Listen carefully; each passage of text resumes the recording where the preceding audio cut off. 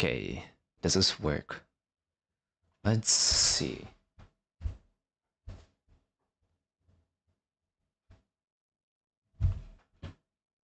Okay. All right, let's see if this works really quickly. Live streaming. Is it connecting? Let's see. Connecting. Oops. Oh, it is working. Cool. All right. Turn off my. Oh, that's myself watching myself. All right. Okay. I think you guys can see me. And then, okay, shoot, I forgot to do the. There's a YouTube chat box that I wanted to add. Give me a second. But today I wanted to actually let me like fix up the chat box, and then I wanted to introduce everything. Jeez, it's always a mess. It's okay. How do I do this again? Let's do this. Pop out. And I'm on my laptop, so it's not as sophisticated. You have to see my entire screen. Do this. Okay. How am I supposed to do this shit again?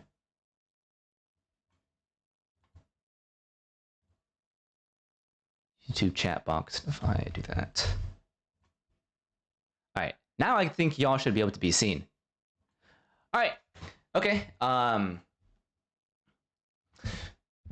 So yeah, today my goal is to do a different type of stream, and I wanted to tell stories about the weirdest Catan rules or the weirdest tournament Catan rules and experiences in stories about them. And these are going to be stories that no one's ever heard before, and very few people know. But there's a lot of weird rules that only apply for live Catan tournaments, and that even some of the best like online crushers, well, they don't really know about. And since U.S. Nationals, U.S. Nationals is actually going to be in around 1 month, I want to tell some of these stories because a lot of these people going to Nationals this year, they're completely new. They've never done it before, so they're going to be experiencing all of these. But first, I want to start off the stream just with playing a few like 1v1 games, just to chill and get people into the stream. And then I want to do like what I plan to, and then maybe end it off with a game or two. And I'm gonna be turning this into a video, so hopefully it turns out well. If not, I'll just re-record it. It's whatever. Who cares? But yeah, let's go play some 1v1. And hey, what's up, everyone? You better kill CPI. Well, I think I'm getting pretty rusty and bad at the game, unfortunately. CPI is what Andrew Scott is saying. It's like a high level tournament with a bunch of killers and stuff. I played my first game today. Did not do very well.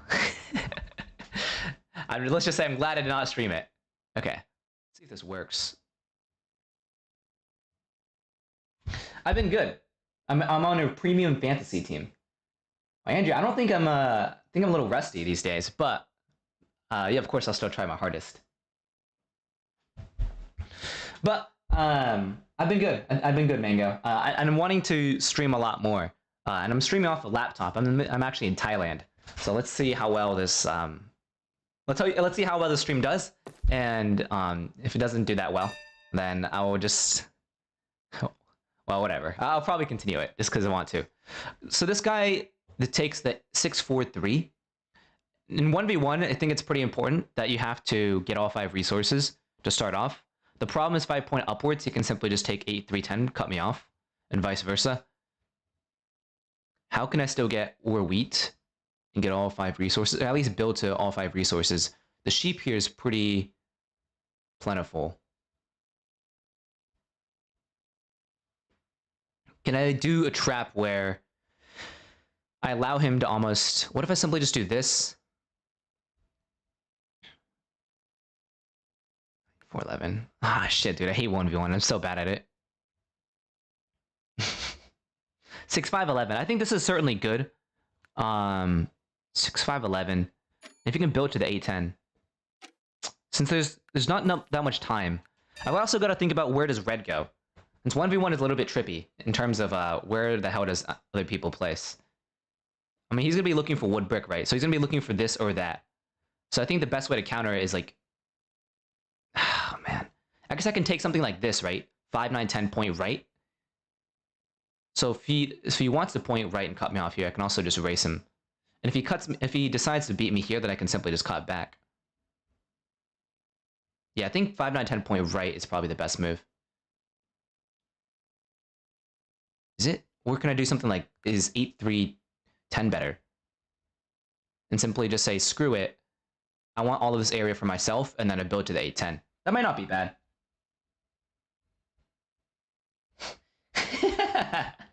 Okay. Do I really say not that much time that often? I think I do. Let's do this, actually, because if I take the 5, 9, 10, this guy's has a severely reduced amount of sheep. Actually, I don't know, man. I think 8, 3, 10 might have been slightly better since I have too much sheep now. Fuck it. Who cares? Who cares? Who cares? 9, 3, 10. I did see the 9, 3, 10, but in 1v1, you want to start off with all 5 resources if possible. So, yeah, that's what I figured. He's going to point upwards, I think. Or he can point right. Cool. Those will be my last words. Alright, and now we're in a race for this, and all we do is just basically pass. So, I'm essentially just... So he's rolled a 3 now. And in 1v1, you don't want to commit your roads. At least not super quickly. I think I'd want this to win this spot over here, and then I want to win this spot over here. I'm gonna upgrade the 6, 5, 11, and I think I'm pretty happy. Doesn't matter. Cards. Okay, that should be his road settle. So he beats me here, which is kind of annoying, but there's not too much else I can do about it also. Shit. Since the next thing I want to do is I want to be able to secure this 3, 9, 11. That's something I really want to do. Do I secure this 3, 9, 11 here? Or do I simply just go to the fucking 8, 10? Dude, I'm so bad. You can't think without the animations? Are there no animations? Oh, the animations for my videos. Alright, let's just drop a road over here. Can I speed up a bit? Oh, jeez. He already notices. Okay, that second 8 rolling is pretty bad. Read more about... Okay. It's friendly... The thing is, like, 1v1 is... it's very much of an unwritten rule. Or it's very much of an unwritten... How do I say it? It's not very... Like, it's an unofficial version, essentially. Yeah, I'm gonna do this onto this 810. I think it's slightly better. But I'm also wondering if there's ever merit to simply... Oh, I think that, yeah, the next best move is I drop a road back here to the 3, 9, 11. This way I can choose to... I can option select to go 6, 4, 3 or 3, 9, 11. And both of those are fine options here. So at 7 cards, I think I still pass. I'm curious. I'd rather wait to see what he can do. 3, 9, 11 point road right. Okay, so this is very close to road settle for him. This is just a very easy city for me, I think. Actually, there's an argument to upgrade this instead. The 5, 9, 10. And the reason to do this over this is the idea that I want to, I need to make sure it secures my path over here. Oh, he's pissed off at me. But also, this is just better for ore wheat sheep. And ultimately, that's like what really just helps you kill your opponents. And so if I can destroy my opponent's weak spot, which is this 4 ore, that'd be really, really good. All right, I'm going to drop a road here. Actually, no, I'm not. I'm at 7 cards. You can just pass. You're going to rush on fast mode? Yeah, okay. I'm just going to... I mean, I could also just drop a road here, like road settle to 5, 9, 12, but that's too much production almost. I think just committing a road over here is not a bad move. Actually, shoot, that might be a bad move, because if a 10 rolls now, right, he could drop 2 roads and cut me off like this. But I don't think he's actually going to do that. So this is my opponent's weak spot, the 4 ore. And I think in this position, you can either pop twice, or you can decide to go for a city. I think I like the city a little bit more. Or I think I like the double pop a little bit more. Since if you can just make sure your opponent gets completely wrecked on the 4 ore, that's ideal. I'm going to pop one more time, waiting for the knight. Cool. Okay. 6. Now I think in this spot, I'm just gonna year plenty to secure myself this 3-9-11. That's the best move, I think. Just to make sure I don't get totally screwed, right? I think it's a fine move. But also, I do have an actionable hand. Let's buy death card first, another knight card. Do I want to go in the 3-9-11? How necessary is that? Since I have an actionable hand. Let's wait. Let's wait. And I know my opponent shouldn't have more than one brick. Okay, he takes my only sheep. That's kind of bad. Since now he can that's really bad. Yeah, that's pretty bad. Think I pass here still, just to that's definitely still pass here since he's also gonna jack me. Okay, jacks a wheat, double jacks me again. In that spot, I wasn't sure if it's the double pop, since I really also want to secure this, and I already have a bunch of knights, right? So that's why I wasn't sure if I wanted to do this. Okay. The 8 rolls. Still think I pass here. Or it can go 0 card meta and decide to drop a city. Let's just do that. Let's just do that. Let's just drop a city here. I don't know why I'm waiting for so long. Like the city makes it so like I get 2 bricks, so I dominate him on the 10s. So it makes it a lot harder for him to steal from me. And he can't take a card from me. So I think that's a fine move to do that. Okay, cool. The problem is now he still has no ore, but I still need to keep this 4 ore pinned. That's great. So now I think this is a time where I simply just road settle with the year plenty. And so now he also has a brick in hand. But he's still far away. And if I'm year plenty, it's this and this, which is kind of gross, I think. Let's just do it. Let's just do it. Because getting this 3-9-11 is just too huge for my own game. Yeah, the 5 is rough, but this helps out a lot. And he still has a lot of still has a big weakness, which is the 4 ore. But yeah, this 5 sucks, getting blocked.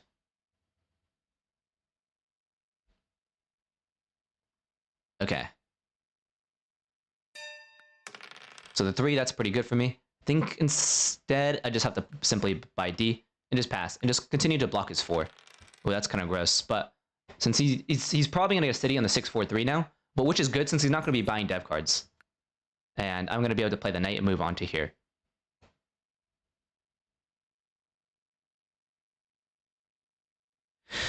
Okay, so I think that's probably the move. To play the knight card and yeah, okay. That's interesting. Since it sets him up a little bit better with this city, it sets him up a little bit better for the road settle over here. So I think that's why he decided to do that. I'm just gonna block his wheat now, and from here on out, all I do is just keep buying death cards to ensure that he gets blocked to death. As the goal. 8 rolls, okay. That sucks. There's not much you can do. And 1, 2 knights. So I think he's gonna continue buying 1 more dev card. Yep. And I have to continue blocking this 4 since that's his big weakness. It's 15 points for 1v1. Yeah. But this is only gonna be 1 game, and then I'm gonna try my best to do like a video, I guess. He has no cards here. Not much I can do.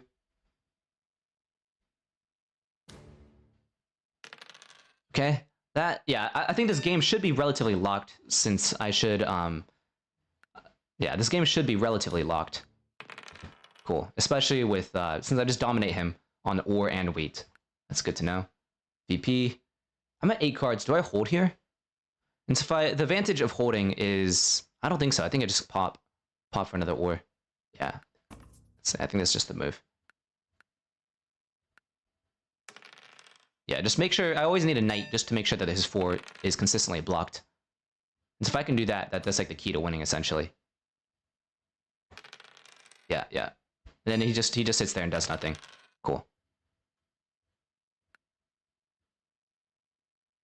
Let's just do this.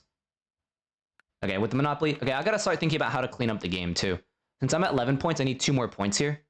Also, I mean, I could also just, the best way to do is also just make sure that is to extend this position. Ooh, actually, I might have made a mistake there. Maybe could have, how come I didn't get a single card? That's weird. Actually, no, I think I did. I think I'm just blind. Okay. So I got 2 roads here. I think it's worth dropping a road here. We're also connecting too. Or do I even need to do? I don't even care about the connect. I think I just need a 3-to-1 port. So I think the better move is either go sheep port or can do ore port. Let's do this. Let's just go to the 3-to-1. I think it's slightly better. Is it? Because I can process the wood that way. Fuck it. Ah, there's not enough. Okay, timed out.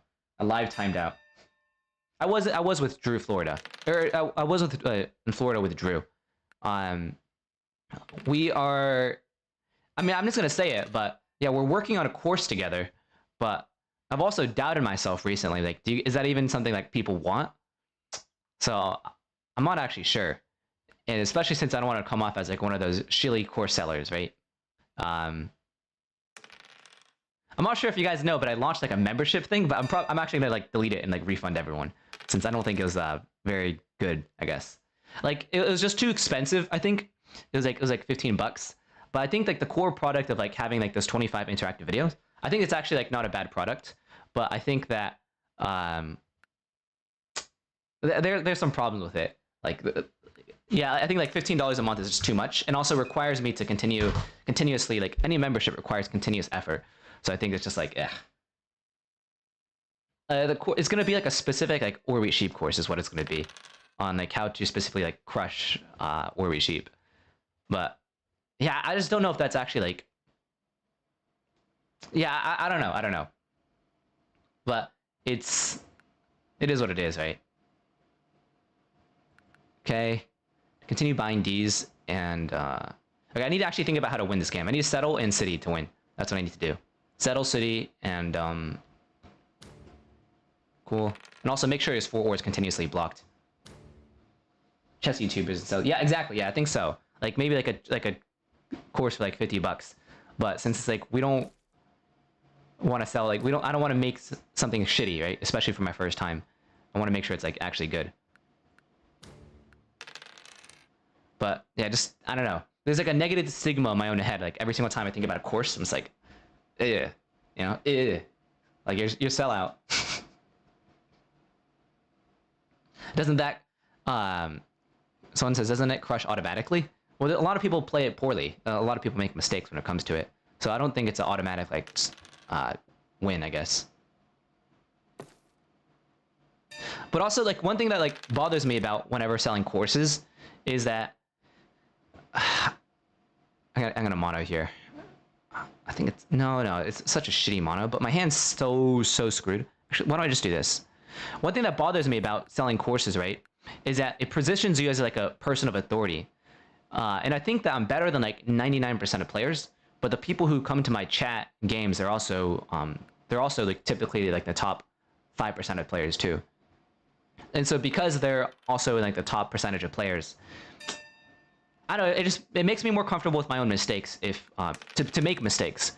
If yeah, it makes me way more comfortable to make mistakes. If I mono the 4 wood on the board, what does that even do for me? If I mono the 4 wood, I can road. What the fuck does that do? It doesn't do jack shit. But also I get to take 4 cards from his hand, right? I mean, it's pretty good. Okay, well, whatever. Yeah, he's really tilted at me. It's understandable. I'm sorry. I know I'm slow. Okay, I think that's the best move. Hey, Drew, what's up? Okay. All right, after this game, I'm going to go ahead and start. Okay, 6. Okay, there's a good chunk of wheat. I think I just have to monitor the wheat here, and then I'm pretty happy, even though it's only 2. And so I can do this, and then it also allows me to simply... I don't think I need to continue popping. I just need to just get my points on the board. Yeah, let's do this. Get another city here. And I think another city on the 3-9-11 is also fine. Yeah, and from this point on, it's hard to lose. Just settle, city, and you're just chilling. Yeah. Let's do this. I mean, when people... I like to think, when people tell me to slow down, like, or to speed up, you know, to me, I'm just thinking, like, well, you just have to resign. Exactly. Okay, cool. right, so this is the first time I'm gonna be doing this. So go easy on me if I make mistakes. But I'm going to try to shoot a video like live, I guess. So hopefully this goes well. And if it doesn't go that well, then fuck it, who cares? I'll just shoot it offline. Given no fashion tips, Dylan. You don't like it? All right, whatever. Cool, let's do this. All right. Let's hope that this works.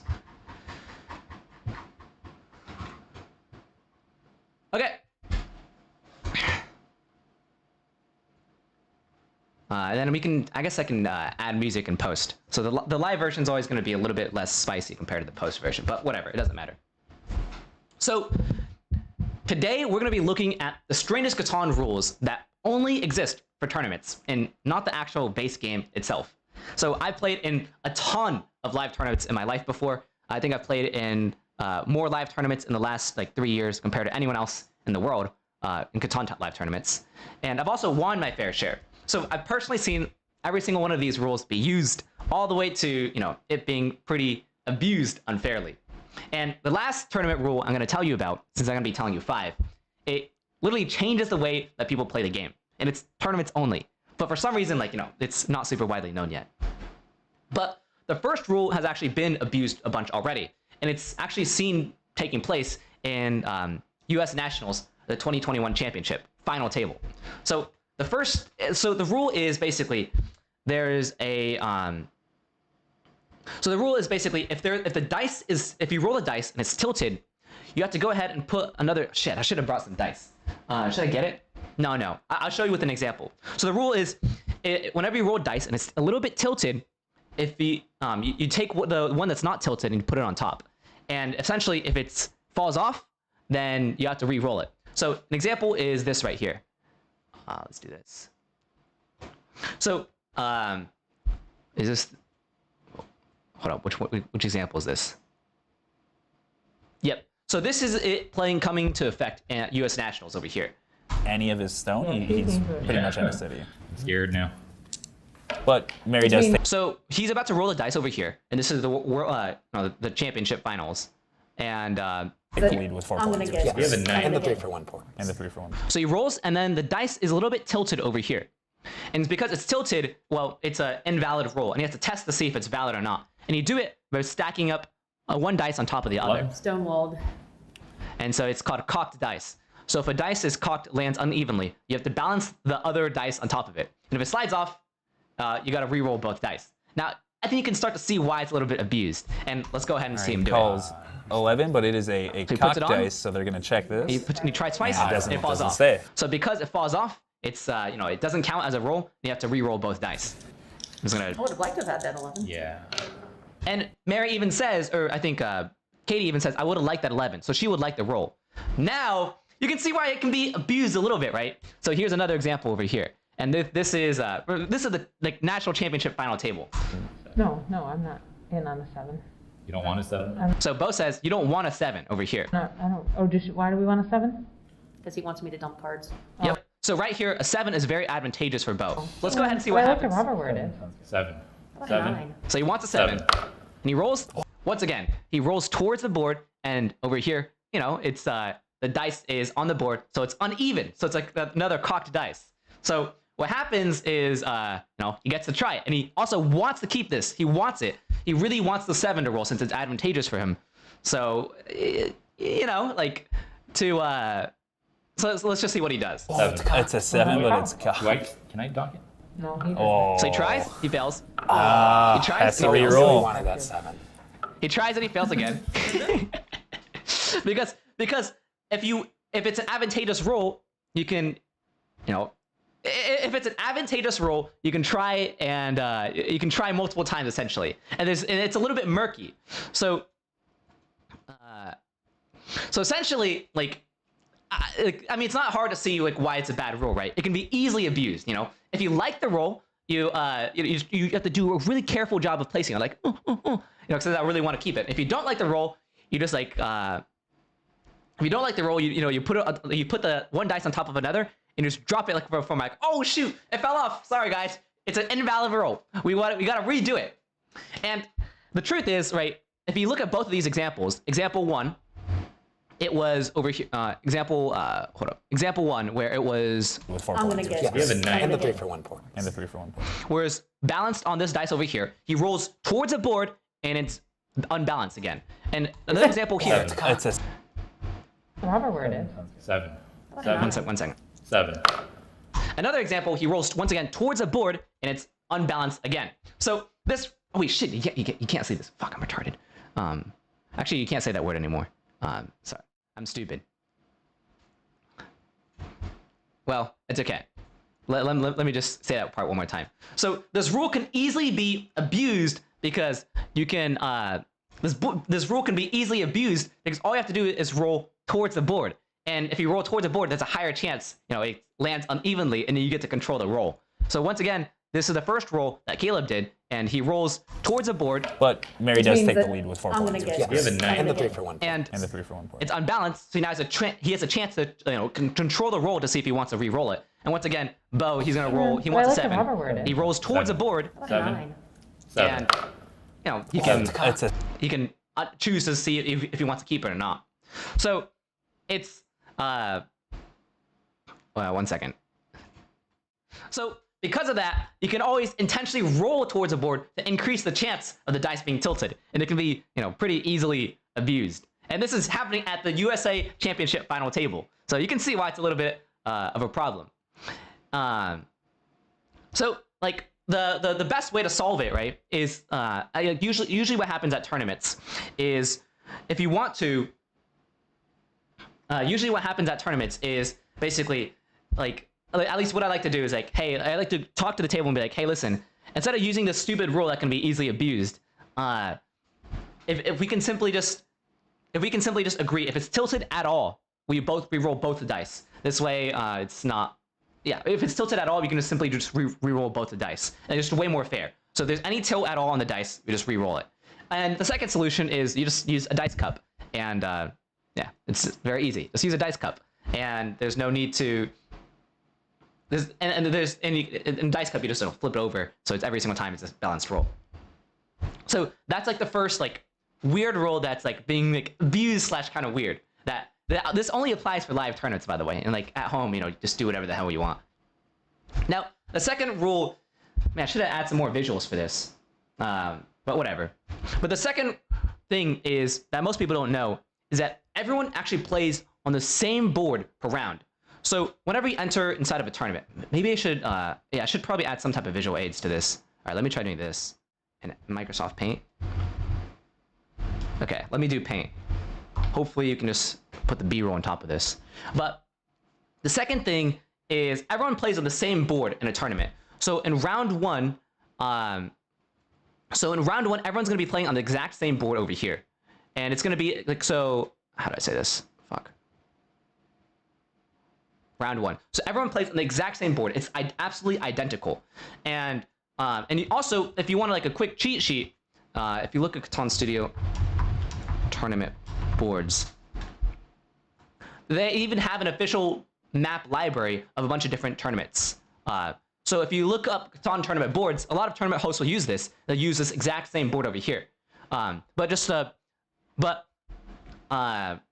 you can like, everyone will play on the same board. And the reason why that's really fascinating is because, like, let's say like, it's a big case study that's happening right then and there. Like, let's say third position has a really strong position on this board, and everyone who won with third position went on this specific placement over here. So it becomes like, more obvious which positions come out strongest and which positions struggle. Like, oh, fourth position really sucks here, but third position is really, really good. And once again, every single one of these rules can be abused a little bit.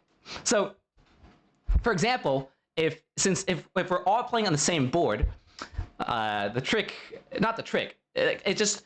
problem with this is you can just, let's say you're a slow player, like you're like delighted, and you know who the really good tournament players are. So it's like, oh man, first position here is just so tough. I don't know what to do.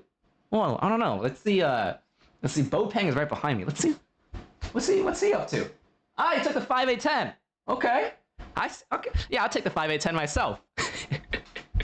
And then you can ask yourself, like, well, why did Bo take the, yeah. So you see what I'm saying? Like, you can, think about, okay, why did Bo take this? Oh, I see what he's going for. I see the idea behind it. That's pretty fascinating. But don't actually do this. It's like you might be copying off like the smart kid in class, but the smart kid can also often be wrong. And unfortunately, there's no really like way to stop this. But the biggest thing is I like to think about just focus on your own game, as that's the best way to improve. But yeah, and like a side tangent, something I wish Colonists did was like a weekly Catan board. Basically, I wish that every single week they could come up with a new board, just like any random board, and then imagine it like if everyone in the community can just play on it and solve it, and imagine like the amount of insights, the traps, the best moves, and everyone can play on the same board and learn it for that week. And that's also just like it's a great content for YouTube too. But and then imagine if Colonists could actually if the users could actually create these boards and send it to Colonists themselves, and whichever ones is upvoted to the top, those are the ones that they use for the week. It's like kind of fascinating if you think about it. If someone sends like a really difficult board, so yeah, it'll also just be great content too. But the third thing that most people don't know is the third rule that most people don't know is that you can choose your positioning. So let me. I'm probably just going to reshoot this just because I don't know if it's fun enough, but whatever. I also have to just trust that it. Okay. The third thing is you get to choose your positioning. So typically what happens in a game over here is you roll a dice, and with the dice, yeah, typically what happens is you roll a dice, and typically with the dice, it's the highest dice who gets to go first. But that's not how it really works in tournament. You get to choose your positioning. So let's say I roll a dice and I'm actually the highest, I'm the highest to roll. And on this board over here, I get to choose if I place like what's the best way to do it? First, second, third, and fourth. Yeah. So let's say I roll a super high dice, which is like a 12, and I'm looking at this board and I'm like, I think first position kind of sucks here. I don't like that. So I don't want to go first position. I actually really like third position on this board. So instead, I'm going to choose third position on this board because I rolled the highest dice. So a lot of people don't really know about this. And okay, actually, wait, let me read my notes real quick. So yeah, so basically like, but in a tournament position, you actually get to choose if you go first, second, third, or fourth. And this is usually reserved for the semifinals and finals, depending on your seeding. So if you're like, the highest seed, you get to actually look at a board, analyze it, and then you get to, make a decision on what the best actual move is. And so we just talked about how like everyone is able to, we just talked about how everyone plays on the same board and from the round before.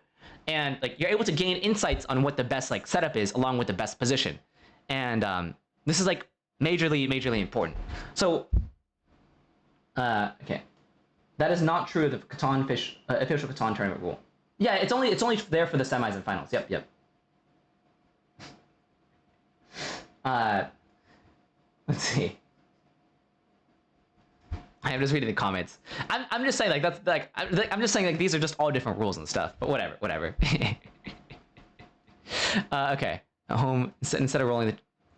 So basically at home, at least whenever you're playing your home games, if you ever plan on playing inside of a tournament, typically what happens is instead of just rolling the dice and saying that like I roll the dice and I get to go because I roll the highest, I get to I get to go first. But rather, if you roll the highest dice, you get to choose what position you get to go on. So you get to choose if you go first, second, third, or fourth. And because like what if you roll the highest dice and the board sucks for first position, and you basically just got punished? You just punish yourself for rolling the highest when it should be the opposite, right? Typically, it's supposed to be advantageous. And just how this works is just like like after the highest dice chooses their position, the second highest dice chooses their position, the third highest dice chooses the position, blah, blah, blah, blah, blah, blah, blah. But essentially, it adds a huge pre-game element of skill before the game even begins. And it's how competitive players like practice, and that adds even more to the, it adds way more skill to the game. So this next rule over here, it literally breaks Catan tournaments. And it completely breaks Catan tournaments. And essentially, so let me share my screen over here.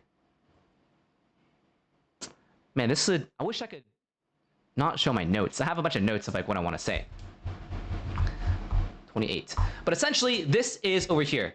This is a rule that not too many people know about, but it says over here, if the tournament is made up of 3 rounds and stuff, but if the tournament, a typical tournament is made up of 3 rounds, and there's 3 prelims, and then after that you take the top 16 to go to the semifinals, and then you take whoever wins the semifinal round goes to the final round. So if the tournament basically has less than 28 attendees or viewers, the organizer can choose if they want to skip the semifinal round. So they can basically skip to choose the semifinal round. And this is actually pretty, this actually happens more often than you think. And also this right now in this rule book, it says that there must be about a minimum of 16 entrants for tournament results to be counted. And they actually changed it, now it's 12. So you can imagine this, you can beat 12 people in the middle of nowhere, and suddenly you're a regional champion, right? You're like, wow, you're a regional champion. So the title of regional champion doesn't actually mean jack shit. It doesn't mean anything. Just because they're depending on where you go, the tournament sizes vary like a lot.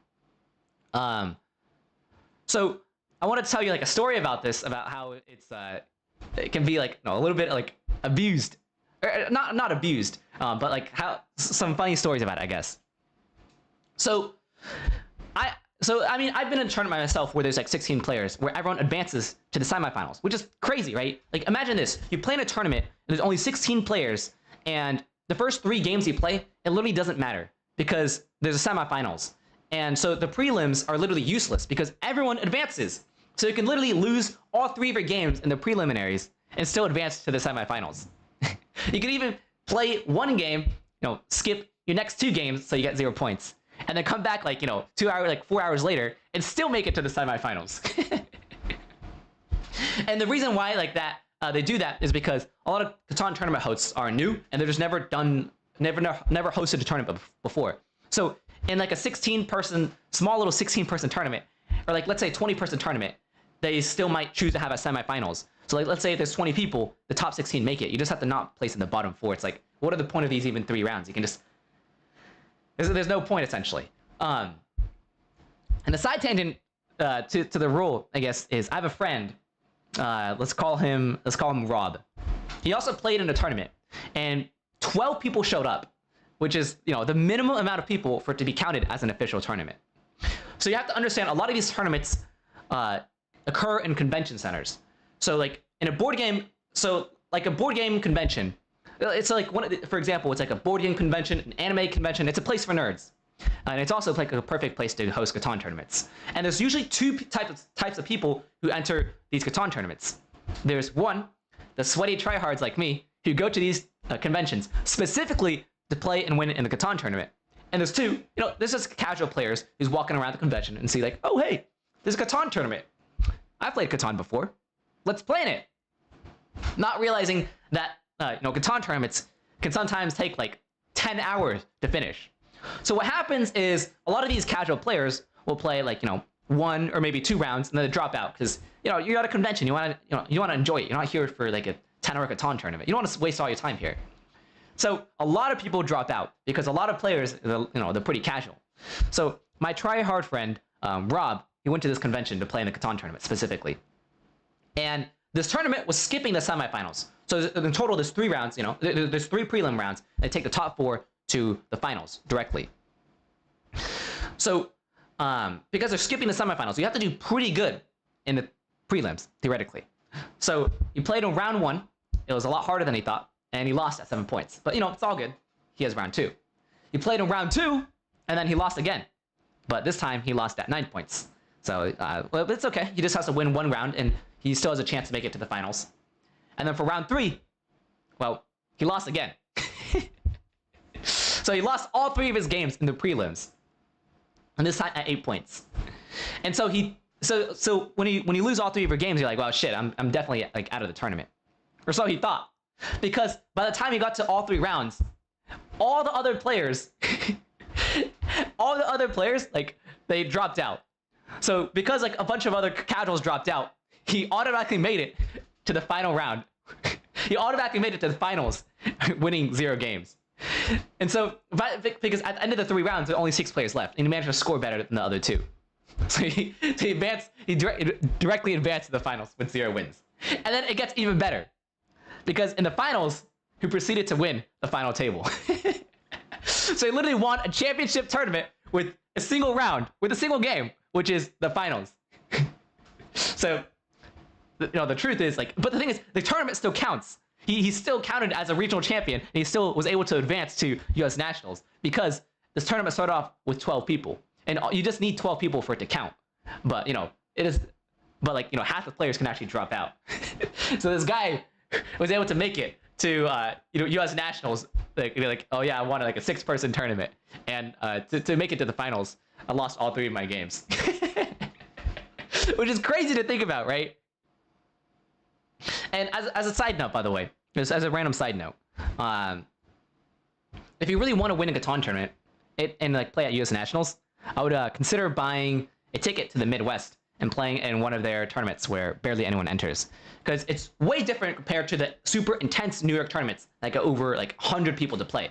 So like if you go to like the Midwest, instead there's like 10 or 15 people, or like 15 to 20 people that show up, and it's so much easier to win a tournament that way. So instead of like playing in Shark tournaments at New York, you can just go somewhere else. Yeah. Also, Texas is actually surprisingly soft. Like the Texas tournaments are really, really soft. Yeah. So Texas, you gotta do it better. Okay. And so for this last rule, it literally changes how the game is played, and it's crazy to me that this even exists. It literally changes. It's crazy to me, but like not very many people know about it. And this rule doesn't actually appear anywhere in the rule books. It doesn't appear anywhere in the tournament pages. But it is a very well-known rule that's been recently introduced at U.S. Nationals. So you haven't been to U.S. Nationals, you would have never heard of it. And it's only at U.S. Nationals. And the rule is you can mute someone if it's your turn. Basically, if you ask them to shut up, they have to shut up. And this year at U.S. Nationals, they're considering introducing mute pucks. So essentially, if someone talks and you want to shut them up, you just give them like a mute puck, like, hey, shut up, and you give them a mute puck, and they're muted for the entire turn. They just can't talk. I mean, you can like allow them to talk by taking it away. You can mute them whenever you want so they can't talk. But I mean, can you see why this changes the game so much? It can be abused so much. Like, for example, right?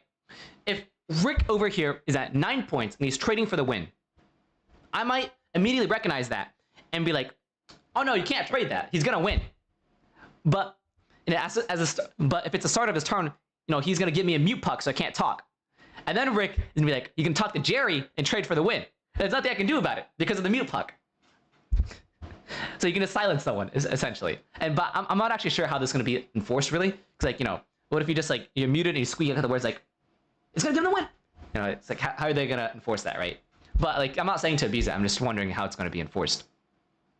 Like a lot of the times, and also a lot of the times, right? A table, like a tournament table, will consist of 2 strong players and 2 weaker players, and so the game often devolves into which one of these stronger players can exploit these weaker players better.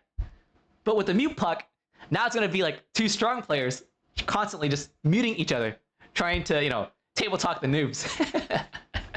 Like, I'm not gonna lie. If I was playing on a table with someone who's really, really good, like Drew or like Danny Drew or Bo Peng, which is the national champion, and I'm trying to trade some newer players, I mean, you bet in my ass, I'm gonna be muting them. I'm like, I gotta mute them and I bet you too that he would mute me too, because these other players, they're like, oh, here's why I can't trade a delighted here. Oh, he's too far ahead, or he's racing you for this, or he's racing you for that, blah blah blah.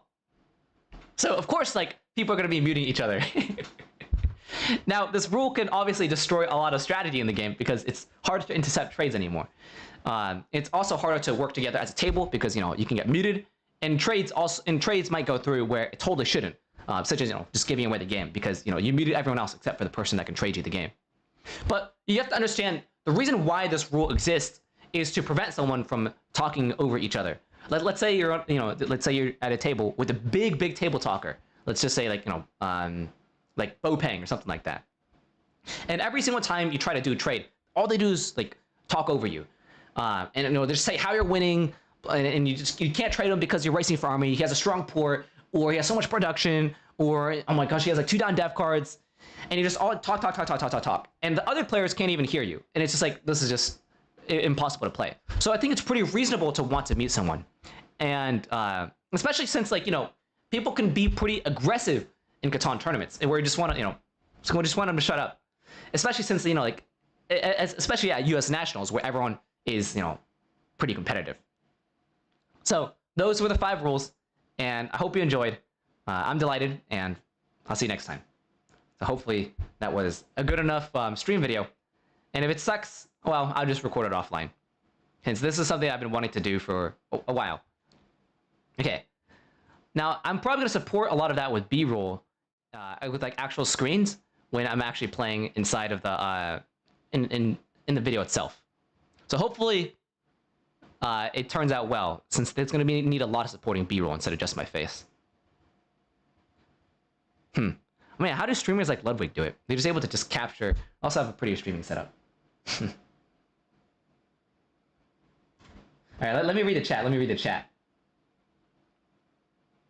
There have been instances in poker where annoying players have had to tape talk and okay. I got pucked, man. How'd you lose? Exactly. It's crazy. You can just get pucked. Okay. All right. Swood here. We had a cocked dice in our finals, and that was pretty sketchy. Yeah, exactly. The cocked dice can be really abused like too much, in my opinion. All right. And I'm gonna go ahead and play one ranked game. I'm gonna play one ranked game, and yeah, I'm gonna play a ranked game. So let's do it. And then after that, I'm probably gonna call it quits on the stream.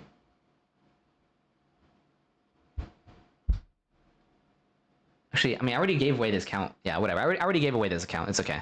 I don't really like to play ranked games too much. Just because. Wait, one second. Hold up.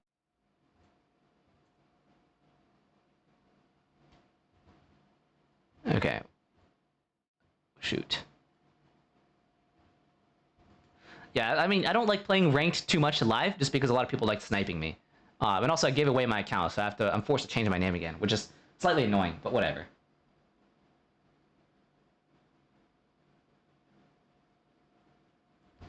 Wait, what's the... They won't let me play in tournaments because I don't have citizenship, so I just can't play. William, so what happens... They actually reverted that rule. So if you're a citizen, you can still play. Or if you're not a citizen, you can still play. You just can't represent your country. So in the regional tournaments, you can still play. At nationals, I don't think... I think you can still play at nationals. It is a very recent development. But you can still... Even if you're not a citizen, or if you're under 18, you can still play in Catan tournaments. But the problem is only if you actually win the nationals. And that's where there's an issue, where you're not actually going to be able to play at Worlds. Because how can you represent your country at Worlds if you're not even from the actual place itself, right? It doesn't make any sense. Like, it's like, like, I'm not a U.S. citizen. I barely speak any English, but I won the U.S. national tournament. It's like you can't do that. Okay, so I'm first position here. I mean, I think this is a pretty classic 5-6-9. 5-6-9, and then, or do you even take the 4-5-8? I mean, you take the 5-6-9. Someone takes 4-5-8, and what happens is I typically get the 8-10 that's open, and with this 8-10 5-6-9 idea, it's pretty good. So I think you also get to point your road downwards here. Yeah, I think I'm gonna point my road down here. 5-6-9, point down. You puck Andrew. We like your face in your videos, though. Okay. They have yet to decide if they're doing that. So it's not a completely confirmed rule, by the way. The mute pucks aren't completely confirmed, but the rule that is 100% is you can mute anyone on your turn. So you can just say like, hey, you have to be quiet. Like, hey, you're being muted. So that's still live for sure. That's 100% still inside the game. But the actual pucks itself, I don't think it's not confirmed yet for sure. I'm still doing like, yes, I still do help out a few YouTube creators. I still do a little bit of that, yeah. But yeah, I still do a little bit of that. I'm not really trying to help. I'm not looking for more clients though. But I also just want to do more Catan. But it's hard to, I don't know, it's hard to, I have a love-hate relationship with Catan. Sometimes I kind of love this game. Sometimes it's more so creating content. Sometimes I love doing this. Sometimes I'm like, I don't want another day of Catan. So it is what it is. I'd like to come down and try a New York. Yeah, you should try a New York tournament for sure. New York tournaments are really fun because it's like the most, in my opinion, it's one of the more stacked tournaments since there's a lot of players and like the players are pretty good. Did you get your emails for nationals? I did. Am I prepped? No, I'm not prepped at all. I think I'm coming into pretty bad shape. Probably like the worst shape I've been in since I haven't really studied or played. Yeah, but that's okay. I think I do certainly want to win U.S. nationals. That's something I definitely want to do. Or that's something like I want to perform well, but I don't really care about winning. Is a better way to say it. It'd be great to win, of course, but I think I just want to. It'd be great to win, but I don't mind simply just performing well. But yes, I should probably do some more prep work, but there's a lot of things I should be doing, right? You said it was already you said that it was already a rule. Yes, it is already a rule, but at least from what I know is that like it hasn't really been used that much, right? Where it's like so you can officially mute someone. But I think with mute pucks it becomes a lot more formalized, right? Because you can simply just give someone a mute puck and it's like, well, I can't talk anymore. But generally, like it's not used very much, at least from what I've seen. All my USA friends are starting to ask to practice now. Had a 1 hour at one point fleshing out on some theories. Wait, that's great, man. Wait, web PG, like, you're Swood, right? Okay. I'm gonna rewind the vid. I need to correct you. Okay, cool. Are you gonna record my games? I'm gonna try to, but I think that they're gonna be a lot more strict. I think I should be able to theoretically, but they're also getting pretty strict with what you can and can't do in terms of recording.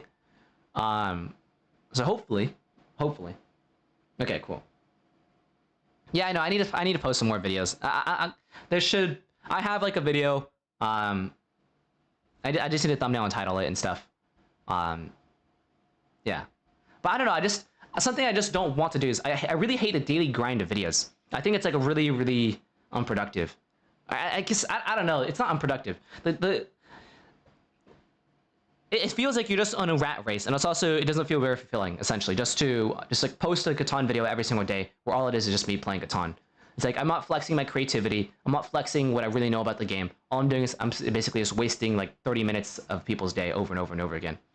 And it's like a lot of my older videos, I'd spend hours and hours scripting, analyzing, studying, editing. Yeah. But I don't know.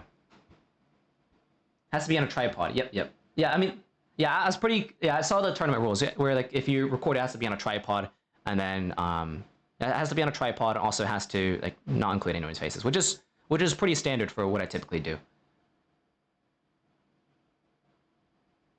The only noobs ask about delighted videos. OGs know delighted posts every 6 months. Yeah, I know I'm pretty infrequent with it. I'm pretty unfrequent with it. It's a work in progress. But I think this is a pretty standard position where I get the 810, I upgrade this 6569, and then proceed to just buy a bunch of dev cards from there.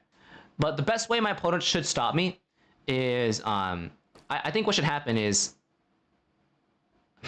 but blue decides to take 9, nah, blues won't take that. I think blue will probably take, I wonder what blue would take, 6-3-11? That doesn't seem bad.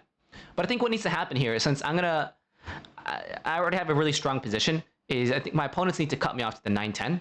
Blue needs to take the 3-8, and then if I could take the 8-10, I basically just, I'm in a pretty bad position now, hence I'm fully plowed. But I also have to take the 8-10, just because it's just too good for me to not take.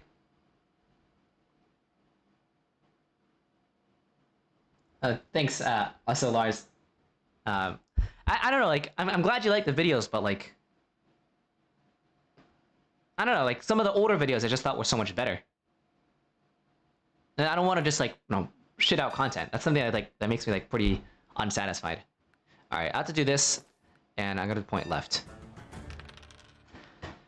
Okay, and the goal here is just upgrade this. Yeah, upgrade this, get a road settle, and also pop a bunch. And that's the game plan, essentially. And I also need to hunt down for wheats. One of the weakest starts is actually double sheep. Brick for... This guy's on only... I'll do this for a road. Since he also has one. Or I'm going to do it for 2 brick. Okay. Brick for wheat. Cool.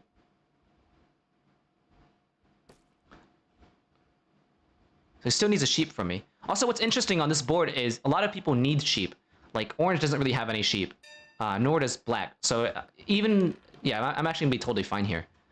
And this trade actually might go through with blue, since I still do think he might need a sheep here. Since the 8 hasn't rolled yet. And he does have an extra ore.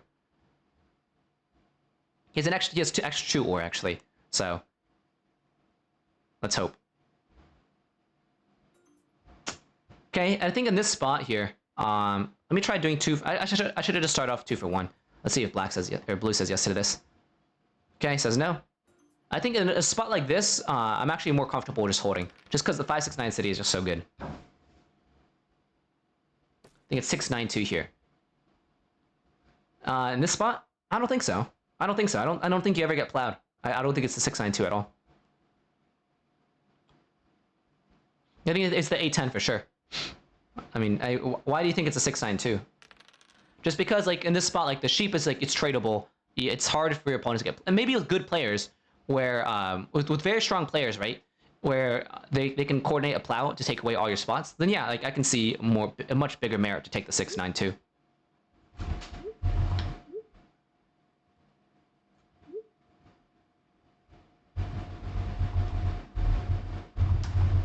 Yeah, I want to trade my sheep anyways.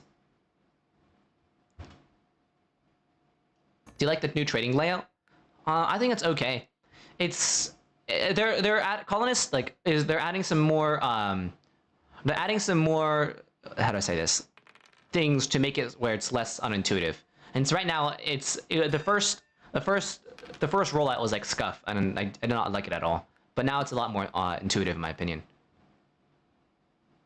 692 is a setup I'll take if I want to take the wood port. I mean, it makes sense, right? Since the idea is you take 692 and you get on the 910. I guess, yeah, there's the wood port. That makes sense a little bit more now. Do for or wheat if he wants this. So if I'm gonna give you the settlement, do I do this wood for wheat? I might do that. Could I push him for extra? Since I don't really need any of his trades in this spot. Yeah, let's try to be extra greedy. Wood sheep for or wheat? Nah. See, why can't I exit out of this trade? Who's he talking to? Is it blue asking this trade himself? Challenges some settlement spots? Yeah. I guess I can see why the 692, right? Since your idea is to go down here and use the wood port. But it's also just an extremely slow start. I think, and I'm not super concerned with settlement spots, especially since I don't believe my opponents in their power to plow me here. And even if I do get plowed, I still think it's actually like, well, that's pretty bad. It's pretty bad. Okay, now as I offered this blue, this let's try offering blue this. This is a maximum greed, but if he says no, then let's try to just do this. Wood or nah. But do I even want to give him my wood for this? I mean, it's not bad. Wood for wheat here. Nah, because it plows me. But also, it's not too bad. Yeah, there's no reason to give that up. I can just pass.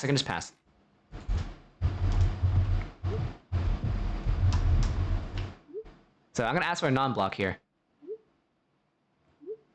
2 for 2. Yeah, so I'm saying this just for time. I don't actually want 2 cards. So I said that because I knew he's gonna time out. Oh, okay. What 2 are you giving me?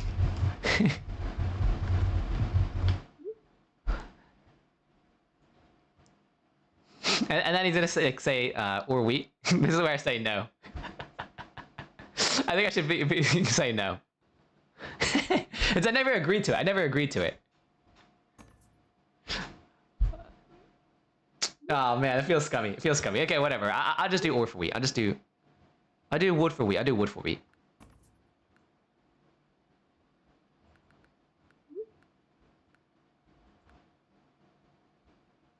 I said yes. Okay.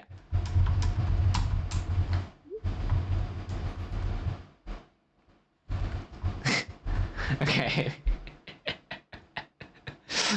I mean, I'm only doing this out of experience. I'll put it that way. If it forces him to do 4 for 1 for ore, 4 ores for, like, you know, that's a great move. Of course you have to do that, right? It is a little bit dirty, yeah. And this spot, I think you just yeah, you just always popped. And from here on out, I should be pretty good. Yeah, and all I have to do is just pop, I think. Yeah, since him 4-1ing those ores is actually massive right there. And he's super behind on the city now. But blue still has a pretty strong position overall. I mean, I'll do this for maybe like a wood brick, maybe. I'll do it for a road. Since obviously like this is pretty good for me. Ooh, sheep for 2 bricks. I'm gonna have to take that. I'll have to take that, I think. Okay, cool. They traded with blue instead. So what's interesting is now is I can go and... Okay. This guy's got the 2 sheep. If you're solo... I mean, as blue, you should just solo block me, yeah. As blue, I would have just solo blocked myself, too. But it's also cool to see that the players are getting much better, right? Like, they're... Like, people's intelligence are getting much better. They like... This is like a... Do I have to take this here? Because... Oof, dang. I was wondering if I should have taken that ore for wheat trade. Maybe. I don't think so. I think you just continue popping Ds. Mono? That's pretty good for me. That's really good for me. Yeah, so now blue's close to the city, I think. Does it sound like a stampede, really? Dang, I got a silent keyboard and it's still loud. Someone says... Okay. Yeah, it's or we should. All you have to do is like continue popping. I think a lot of people like would have made the mistake to get a second city here, but in this position, you just have to continuously just buy a bunch of Ds. Yeah, but the problem is also you get a lot of heat too. I mean, do I ever get a city here? I mean, I do have 3 Ds, right? Let's see if I can try to get this for like for this with black. Maybe I can try to do something like this with black instead. And they also need wheat sheep, right?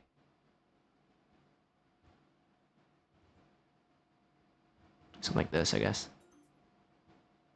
I do wheat ore for something like this with black, and then this helps me get the year plenty over here, and that's what I really want.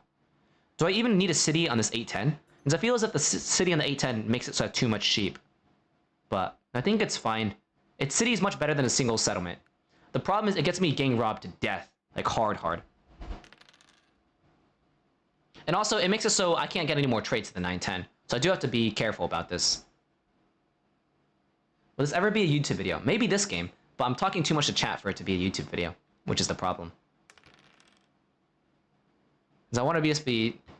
I just needed to... I don't know. Maybe it will be, maybe I'm not. Maybe it won't be. Just do it for any two wood brick cards. Dang. Okay, maybe I should just do 1 for 1. I should just do it 1 for 1. But also, I don't need the... I'm not in a super big need right here. Not yet, at least, of getting plowed. But also, I'm sure my opponents can also manufacture a plow too. Okay, wait, hold up. All right, 1 for 1. 1 for 1. Cheap prices. It's never been so cheap. And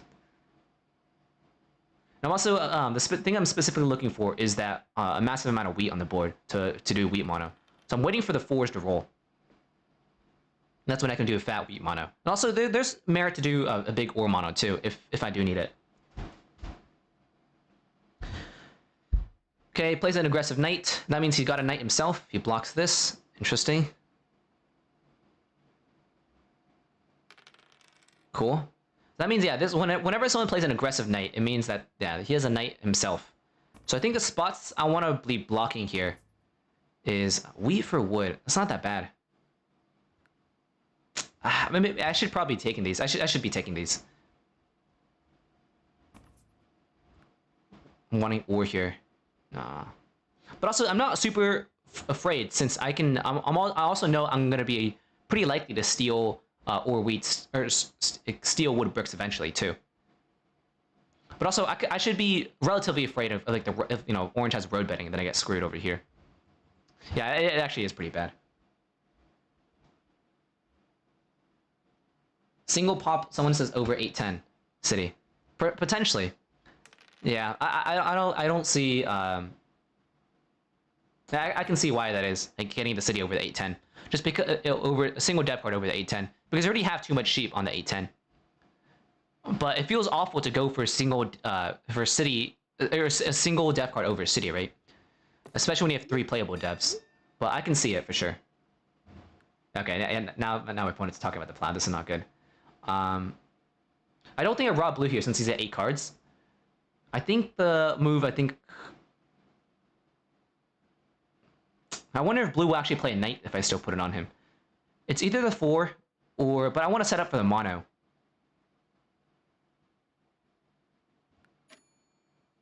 Let's do something like this over here,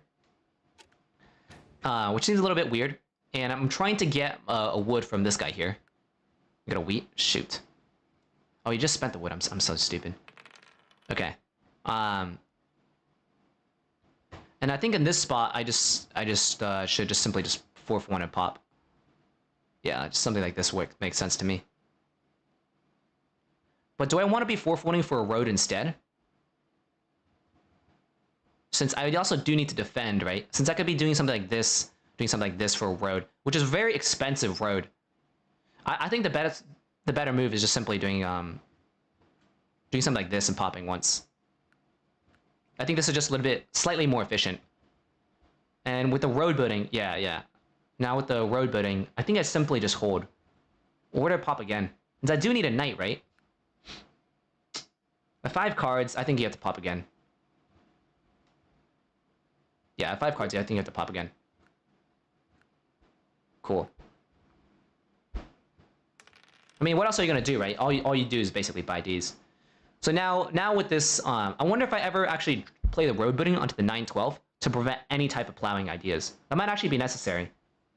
Yeah, you play the road building on the 912 instead of the 910, because you don't really give like yeah. Actually, that's actually the best move because you don't care about protecting the 910 spot. Because if you go in the 910, you're essentially just like allowing your opponents to still plow you. But if I go in the 912, it gets me the extra spot here. So I think that's actually the best move. And surprisingly, like I thought blue had an extra knight, but which is why I put it over here. I mean, it makes sense, right? Since I didn't want to put it on the 3 because I didn't want him to play a knight. I guess it's working out, but I'm wondering if he's gonna play an aggressive knight, move it off, just a jack from me, which he might. Yeah. Yeah, 912 is better here. Yep. Oh, he plows me like this way. Oh shoot, that's actually really bad. Oh shoot. Oh dude. Oh no, this is actually so bad. Shoot. Man, I was so confident and arrogant. I should have dropped the road last turn. Well, I still do have a road building. The good news is that this guy doesn't have a road yet in hand. But that's actually really bad. Oh, that's pretty bad. Oh, that's pretty bad right there. Now, my opponents are smart. They need to guarantee this guy a road. And the problem is, I think he actually has a I mean, he did spend road set on this last turn, so yeah, take it. I need the bricks.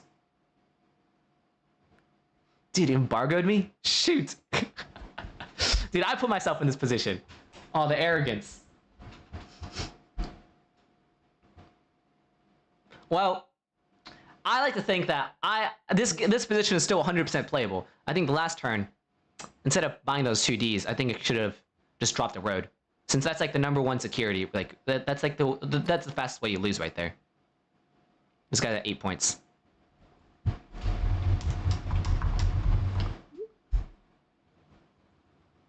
Oh my gosh, dude, with this all wood brick setup, this sucks, man.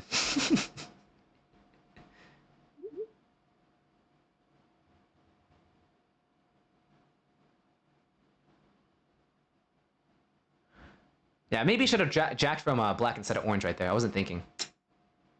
I'm stupid.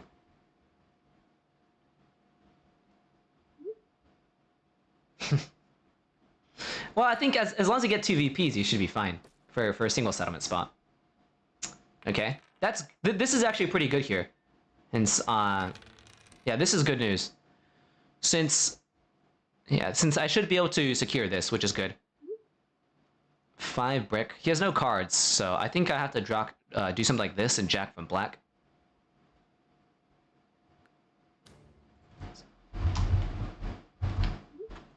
So this is where I play the road building.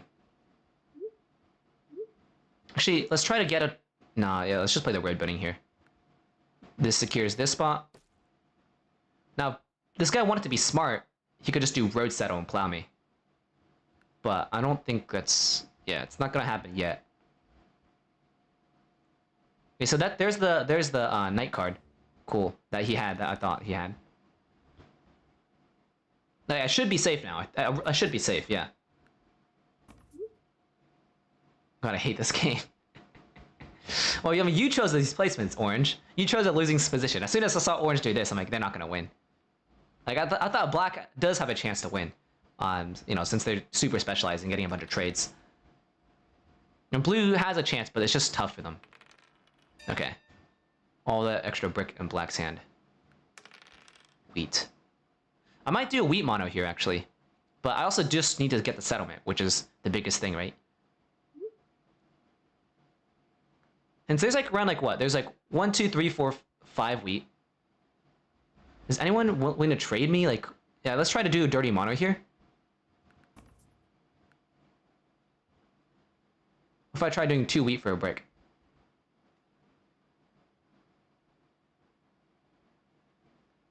Or do wheat ore for a brick. Or do wheat ore for a brick. Actually, no. Didn't Black embargo me? Yeah, Black embargoed me. I don't think you have to. I don't think in mono here. I think if anything, you have to mono destroying Black's hand. So I think I just have to hear plenty. Do something like this, and just continue buying Ds. Yeah, this is just the best move for sure. Just make sure you get your settlement spot so you don't get wrecked.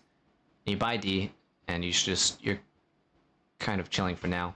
But this is the problem, right? Of like I have 7 ore in hand, and I'd like to set myself up for the mono. Since there's exactly 5 on the board. Now there's 4 on the board. And I don't think you 4-for-1 in that spot too, because you're just waiting for because you're waiting for any 5, 6 or 5, or 6, 9 or 4, and those are just all goated rolls. The problem now he spends a lot of it too though. Since he has a brick port, probably. Let's see what he does with it. Someone says sheep port. I mean, it's like too expensive, right?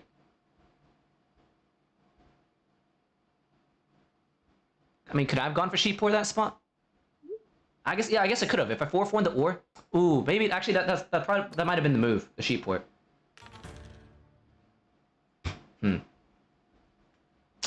Okay. Still think this is fine, just keeping my hand simple like this. Yeah. Why not sheep port? Yeah, I was thinking about it. It's not that bad of a move. Potentially that's it. So he bought a dev. Okay, he gets a city. This guy's sitting at 9 now. That's not good. There's 0 cards again. 8. Guys, I think you might have been right. The sheep port is pretty important. Like, I gotta play a night card for sure though. Yeah, actually the sheep port is actually pretty critical. But also like I need to just buy consistent Ds, right?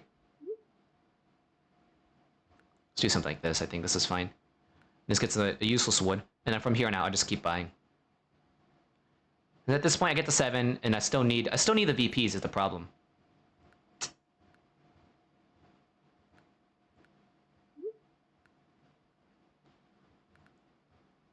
Yeah, I definitely need the VPs.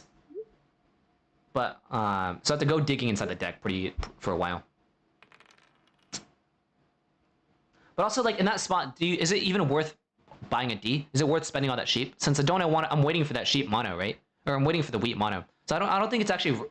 I'm not sure if it's actually a good play to actually pour all of the sheep. But I'm not sure. I'm not 100% sure right there.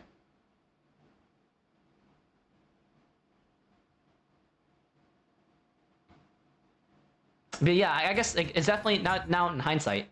Now in hindsight, I think you guys are right that like I needed to go for one of these ports, right? Because I'm specialized with sheep or this wood.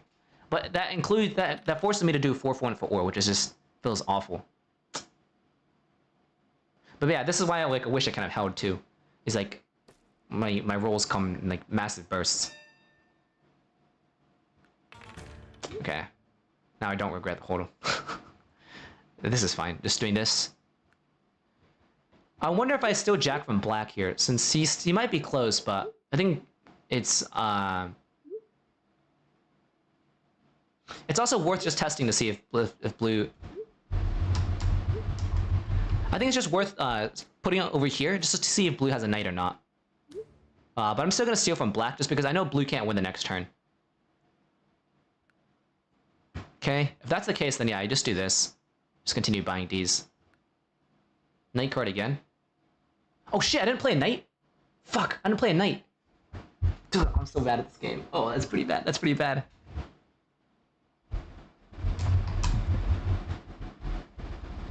Okay, whatever.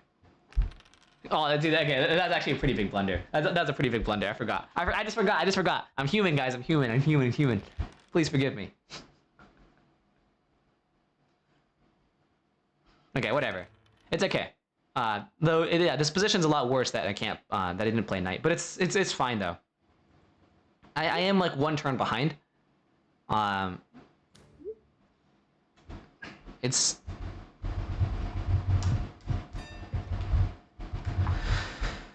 Oh, yeah, I shouldn't have gotten robbed there, since I still think I'm too far behind. Still definitely this. I think I just do this, yeah. It's double jack from this guy, since I think he takes road long term, right? And as soon as that, he's like stuck at 9 with the settlement spot.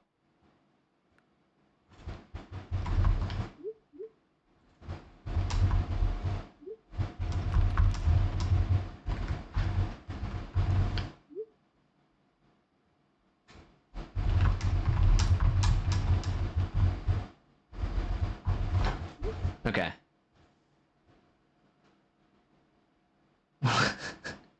Yes, I can't actually get road. You can also get road instead of army with wheat mono.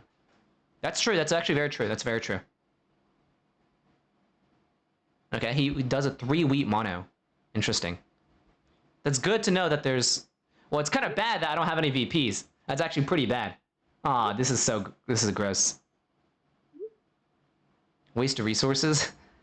We're gonna lose if you go for anything else. That's the problem.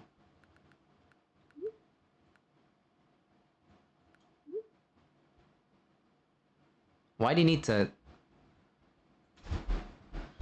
Man, that's kind of gross. Yeah,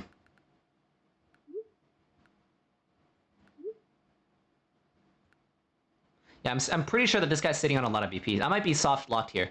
But not totally soft locked. I can still get the road building to settle here.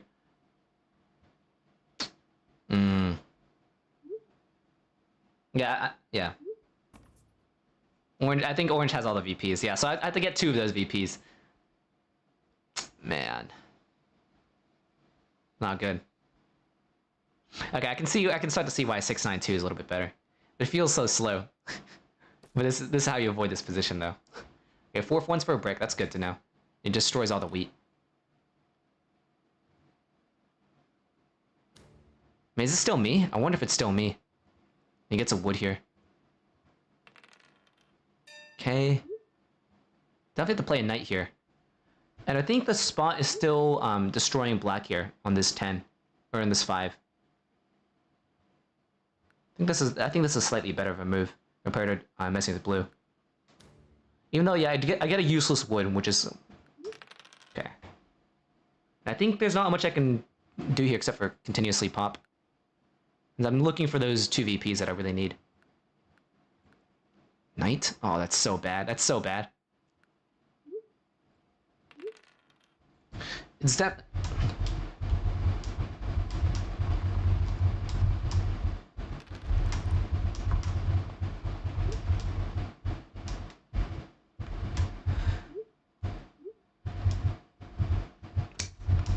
Ah, shoot, this is not good. This is not good. Okay. Even with the mono, like, ugh.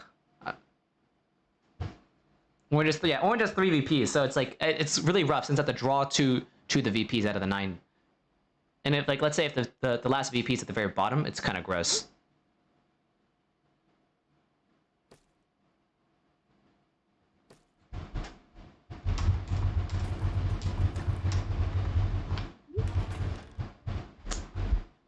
Okay, I have to just dump the wood here. That's the only move, I think. Just dump the wood, say screw it.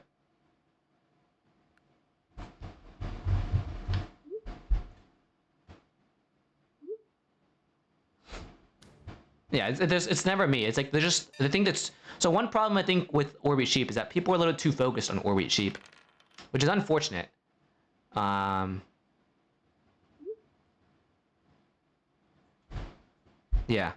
I wonder if I mono the wood ever. Do I suck up the wood? I should have been tracking a little bit better. Do I suck up the wood from this guy's hand? I don't feel like that's that great. Yeah, I'm just gonna do something like this and just jack from him instead. I just need to take army. I don't think it's since if I can buy D, there's no reason to do it. Feels too weak of a mono to suck up the wood. VP? Well, that's good. That's 1. I still need a city and a settle.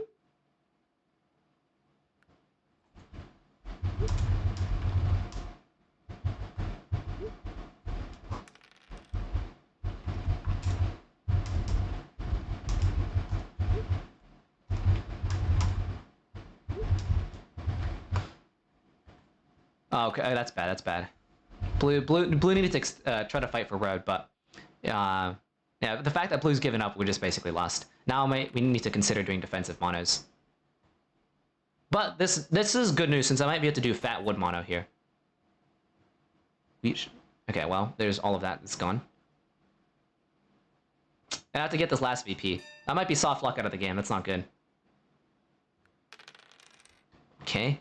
I have to just do the wood mono, just destroy blue's hand now, or black's hand, I think. Let's do this. Suck this up. That's good. Okay, so I have to basically hunt for that last VP. I gotta hope that these guys don't have the VPs. Wait, is there a better way to do this? No, there has to be a better way to do this. Oh yeah, wait, can I do this? Wait. If I do this, right? Road, settle for 9. Yeah, that's actually much better. Don't go for the last VP. This is much better. This is much better. Yeah, this is much better since I think there's a good chance that the last VP is gone already. So just do road, and then settle here. And then this will make it so I can still pull. Yeah. Yeah, that's the much better play. Not to go and hunt, I think. The question is, do I go for the well, yeah, here's a question. Do I go for the pool? I think you have to go for the yeah, I think you have to go for the pool, I think.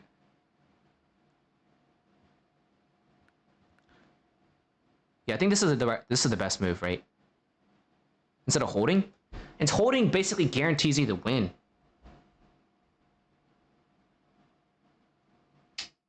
I think you just have to pull, right?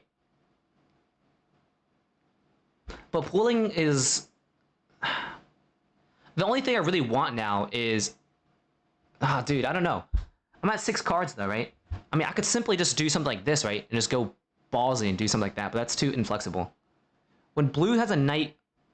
Dude, I think I hold. I think I hold.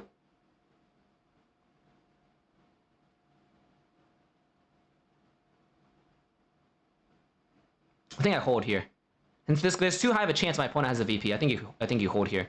I think blue's gonna play a knight and jack from me, I think. Okay, uh-oh. I mean, yeah, also, like, I didn't like... Holding's ugly there, since... Okay, good. No 7s? Good. Oh, there we go. Okay, I got lucky. Okay, that was a little too close for comfort. Okay, there we go. A little too close for comfort. That wood mono to the wood port. That's the one of the game. I got pretty lucky right there. Like I think I genuinely thought like black was gonna kill us. I was like, uh oh, there's no chance. But I thought the best chance was like black to win. And let's just see, like who had the VPs? Like you had 2 VPs, black had two VPs. Okay, cool. So I was drawing dead. Okay, got it. Yeah. Since I really didn't think it was the best move was to buy a D that spot. Since there's too high of a chance the last VP is already gone, so I was drawing dead. Okay, cool. Black is tilted. Yeah. Holding is right. You would have been so, yeah. That's what I thought. And the only thing I'm looking for in that spot is basically year plenty, road bidding, or VP, and the knight. And since I already have another knight, no victory music. That's only in editing, or if it's like a game with stakes, like tournaments. All right, should I do one more? It's 10:30. Should I do another? Yeah, let's do one more. Let's do one more. You pro? There's no such thing as a Catan pro. Everyone likes to say that, but I really don't think there's anything such as a Catan pro. Could have drawn year plenty. Yes, I could have drawn year plenty, but also if I don't draw year plenty, right? Isn't in that spot? Isn't it just 10 times better for me to like instead of drawing year plenty, like I can simply just hold for the win. So it's like. And it's like a what if, right? It's like the sacrifice. And I think the better move is simply just to hold. But I also was thinking that I would get like jacked, like robbed to get at to get from, so like, so I'd get insurance too. But yeah, I'm not sure what the right move is, but I think the holding is slightly better. We prefer Grandmaster. I mean, Grandmaster is another one of those fake terms, right? Everyone likes to say, I'm a Grandmaster for Catan. But like, come on, a Grandmaster? What the hell is a Grandmaster? Maybe if they introduce like, oh, I'm Grandmaster rank. But like, you know, like, I wish like, if they do that, like, I would want them to actually have like, you gotta be the top 0.00, like, top 0.01% to be truly Grandmaster. Like 0.001%. So it's like actually hard to get Grandmaster. And if that's the case, I'd actually like really try hard for it. Just like how in like, you know, games there's like Challenger and stuff. That's. But yeah, I guess if you're in like the top 20, then like that is like close. But is it though? I don't know.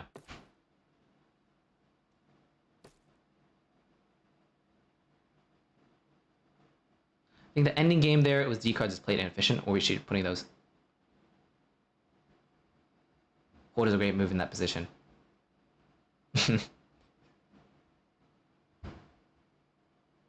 Playing the championship league. I mean, I've never played in the championship league. I should. I know there's a lot of good players. Okay, I gotta look at the board. So first position decided to do 4-6-9. Second position decided to do 8-4-5. As third pick here, interesting. It's a lot more. I guess they take 5-6-9.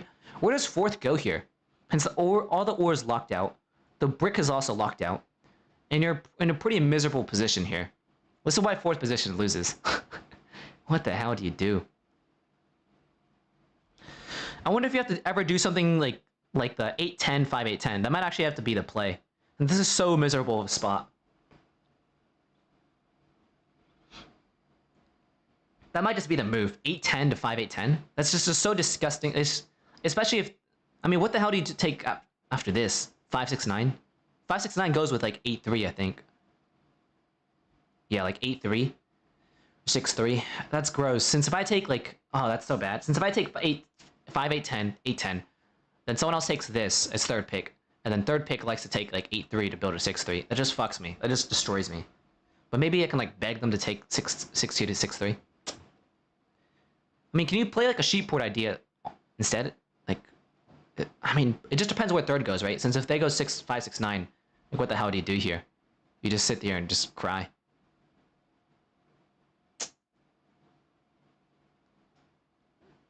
Maybe you can do like 5-8-10 plus 6-3-11. I mean, if you want to go Orway Sheep, you can. Like 5-8-10, 6-3-11 and get to the 3-1. But it's still really, really slow. It's gross. Ooh, okay, this is a mistake. This is a mistake. That's a big mistake. But at least that's what yeah, that's... I mean, I think the best move here is 5-6-9 plus the 8-10. That's the best move that I see. And then what happens is I think this guy's a little bit of a wild card, but if I have to predict maybe something along the lines of 6-3-11, 3-4-8. And then blue probably gets some type of wheat sheep, one of these. And then black will black really likes the yeah, black would love 5-8-10 here if it's open, or they love the 3-4-8 if that's open. Yeah, I think it's 5-6-9-8-10 for sure. You point downwards here. You just play like a road game or like a quasi or wheat sheep game. Yeah, I think that's playable to me. It's pretty playable. Cool. Someone says 5-6-9-8-4-3. It's a little bit too slow. You have too much sheep, and I don't think it's I don't think it starts fast enough, unfortunately. I mean, I'm curious, like, what are some other setups that you'd suggest? Someone says 5-6-9-8-4-3. It's like it's so slow is the problem, and you don't really want to be porting wheat. Like I think, like generally, like a wheat port is good, but generally, sometimes the wheat. I don't think blue takes the 9-10.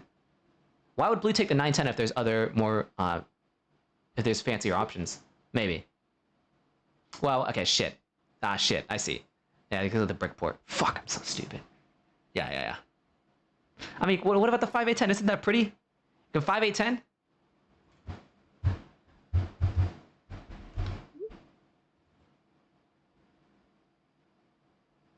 Okay, let's see. Or what if I can do?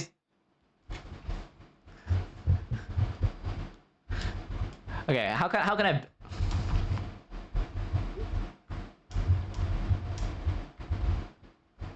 Okay, hold up. I can trade you my starting wheat. I mean, it's not too bad if it is plat. It does kind of suck, of course, but not the.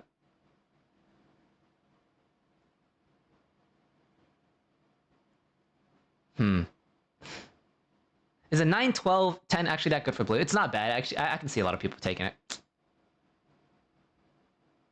5-8-10 is better than 5-6-9. 5-8-10, 5. Yeah, I can see that. 8-10 plus 5-8-10. But you're on like three numbers, which I kind of hate. And those three numbers don't coordinate, right? This 8, these 8 and this 10 doesn't work that well. I mean, maybe this is fine. You just got to point upwards.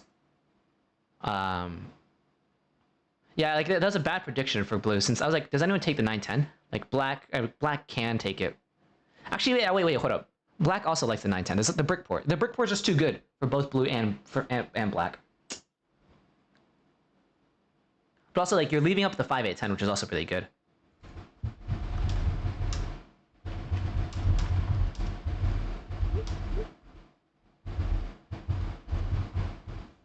Okay, sure. Take my starting sheep.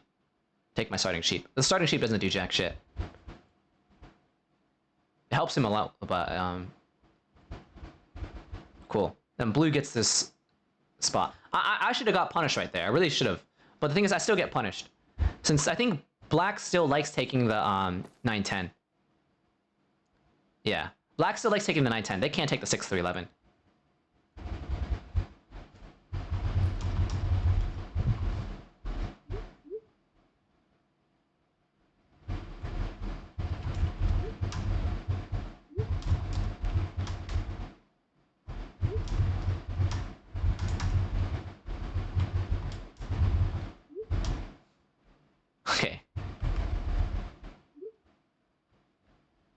Okay, I think I should have, cool.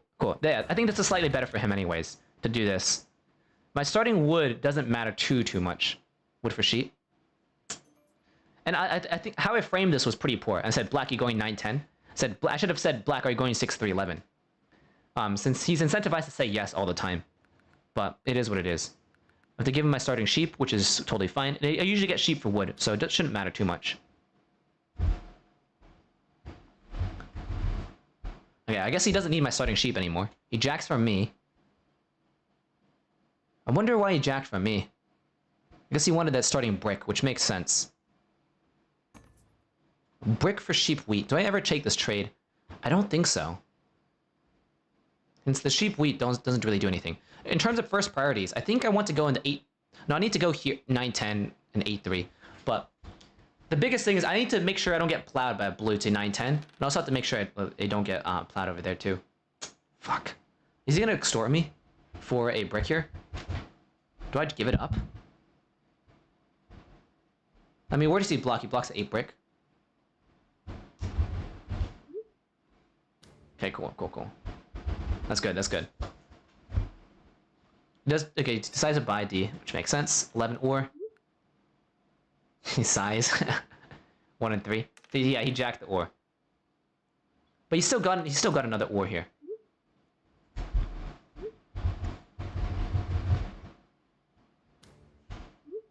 Let's see. Okay, he decides to just jack my sheep.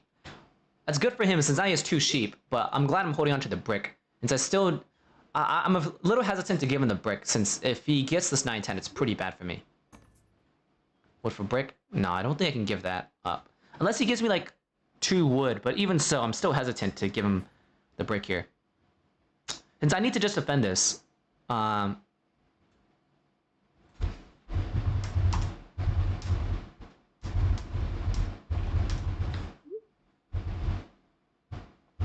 can never take it. Cool. Let's do that. Yeah. I don't. Yeah. No, I see blue trying to plow me. I see it. Don't worry, Hukuno. I see it. And it's like the only way like I got an 8, right? Since the only way I get a brick is that the 8 rolled, and he wants the second one to plow me.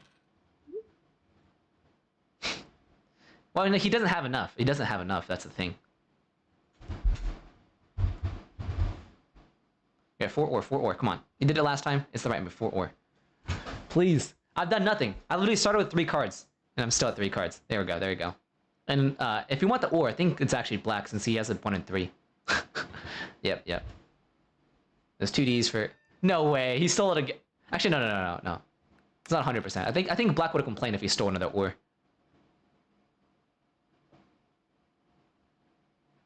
Yeah, it's all good. There's not much for me to do here.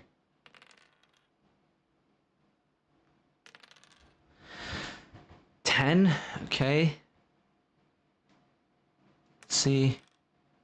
So this guy still has an ore in hand. This guy still has bunch of extra sheep. 6 roll. There's the brick. That's the first extra brick on the board. I wonder if I ever sell my stuff here.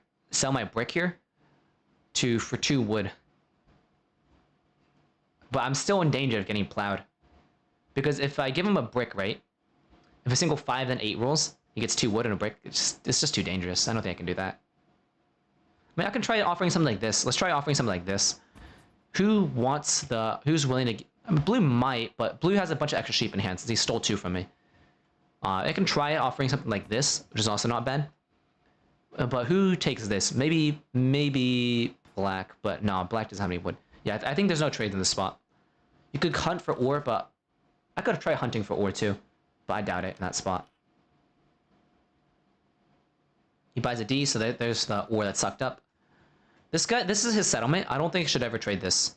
If I was, like, maybe I could like ask for like a premium. The thing is, the problem is black probably takes this trade, right? Yep. Since black has the extra brick. And blue can actually afford this trade, which is not great.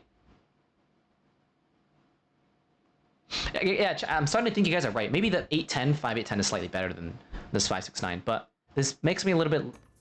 It's a little bit better for variance.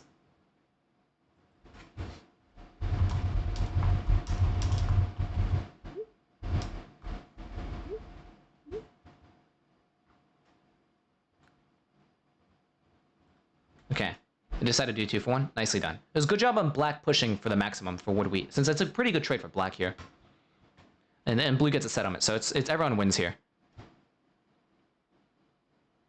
I don't think it's... Maybe I could have given 2 cards for wood, but it's not... You don't need it. Like, he wants this to try to plow me again. No way. Stop trying to plow me, bro. Just, you know, just fuck off. Okay. There's a 10. So I'm gonna,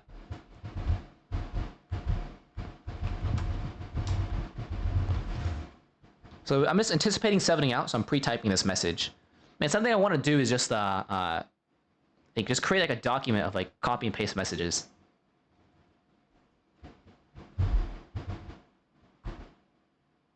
This is where you just lie.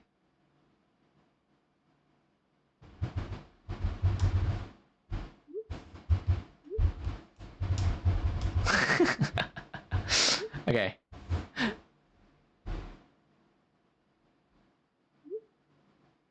Okay, perfect, perfect. Pretend. Black and red. I mean, no, actually, it's only me who has a brick here. But this is where you try to burn Orange's clock. And then, yeah, just burn Orange's clock. I mean, just rob from me, just rob from me. Just because I'm at 8 cards, right? So it's like, if anything, you just give me insurance and I'm happy with it. Just rob from me. So like, I don't there's, yeah, in that spot, there's not even a chance to, there's no point of even, trying to lie. Just say like, I have it, but I'm not trading it. And just, and try to incentivize him to jack you. But I don't even want to be jacked in this spot, just because if he jacks a sheep, my hand becomes inactionable. And I don't think black actually had the brick, did they? He rolled the 6. Oh no, he got an extra one. Yeah, black does an extra one. I lied. I was wrong. 4. A little nasty since I'm looking for it's a little gross. Since black has a rodent hand, I don't think he ever wants to give it up. I mean, I can do something like this. Do I ever 4 for 1 for an ore here instead? Do something like... Nah, I can never trade the brick, because that destroys the only reason why I want it. Offer like 2 sheep for this, but... I don't know if that's even that good for me. I don't think I should offer wheat sheep for wood. Let's see. Let's just see if that's out on the table. Ugh. I'll do it for 2. But this is too cheap.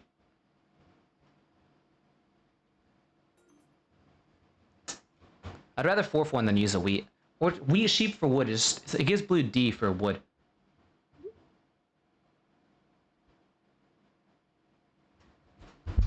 Oh shit, there's not enough time. Yeah, I can't be doing 2 for 1s. I gotta do this just to defend the plow. And one of the problems is my setup is too much sheep here. It's a road settle, and then like maybe eventually road settle to 6-3.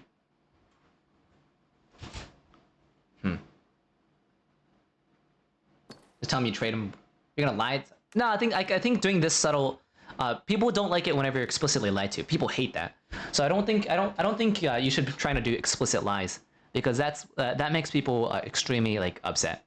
But just like lying about your cards that's actually really common, especially since people don't get like and like you'd be surprised by the number of players who lie about their cards. It's actually a lot more common than you think. It's like one of the smaller lies that people get away with. Okay, that's a city for black. That's nicely done for them. They're pretty slow and grindy of a game. Yep, makes sense. Good block. Steals from blue here. Interesting. And now black's kind of killing us with... but yeah, in general, they have a really strong spot, right? With double or strong wheat, double sheep. Now this is a free card. Hopefully it's on black instead of like the 8. But yeah, it should be in the 4 or jack from black now. Okay, good. I'm still waiting for a single wood to roll. 5, 11. I think blue might want this. I know he still has a wood in hand, but maybe he wants it. I can't give 2, I don't think.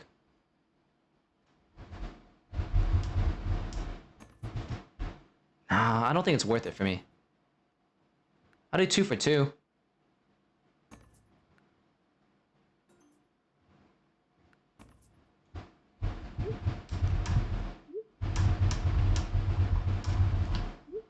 I'll do any 2 for 2. I just can't do 2 for 1. And so I'm on the 5, right?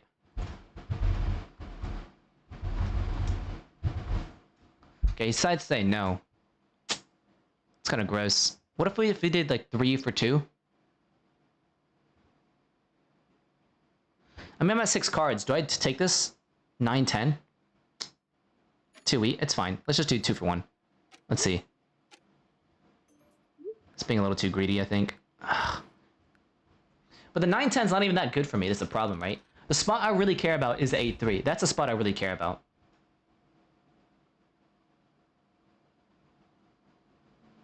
When you edit a trade and someone else proposes, you can't accept it. Yeah, that's a weird colonist glitch.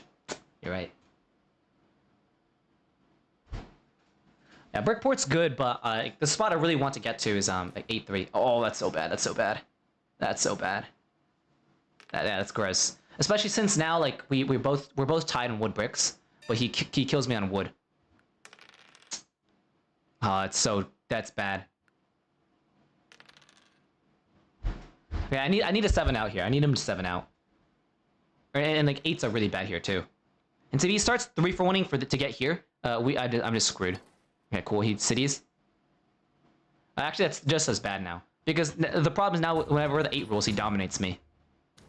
I need to secure the 8 brick from here from him. And so if he does this, I just lose the game.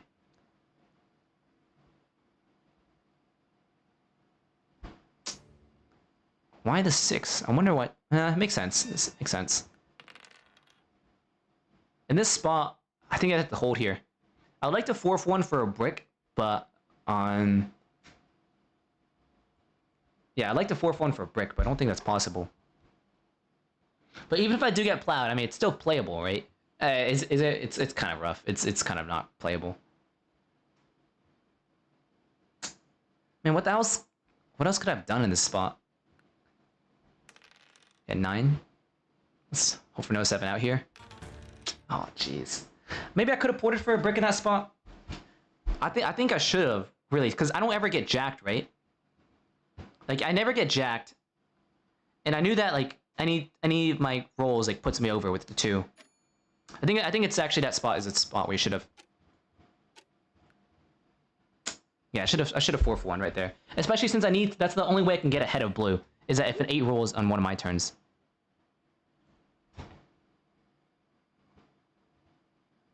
And I don't think it's I don't think you even want to be robbing from orange, but I guess he does have a large army here. But so orange is in much better shape than me, right? And we essentially swapped like setups. I wonder if orange is. I'm also thinking like maybe this 9-10 isn't actually the play, but instead of going on the 9-10, you drop a road to the 8-3. And the idea behind it is just. The 9-10 doesn't do jack shit. The spot that actually matters is the 8-3. Fuck. One second, I'm just sitting here and jacking off and doing nothing.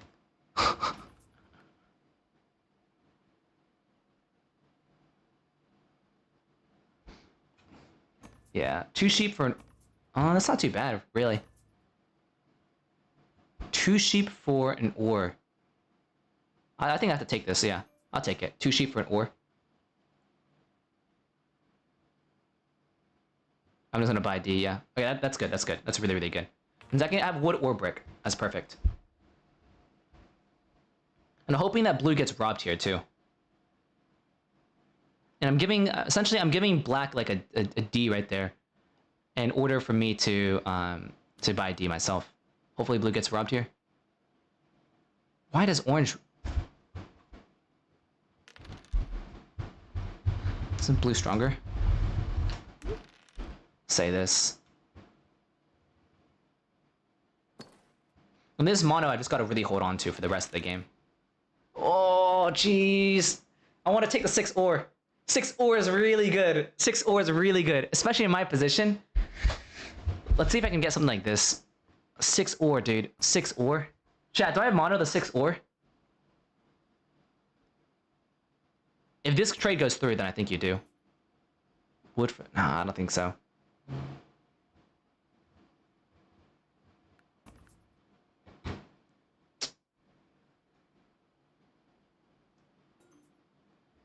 Dude, I think he can hold it in. I think he can hold it in. Oh, jeez, man. 6 ore, it's a city. And it sets herself up. It's... I don't envy. I think you gotta go for it, man. Oh, 8, it's 8 ore. It's 8 ore. It's even better. That's pretty good.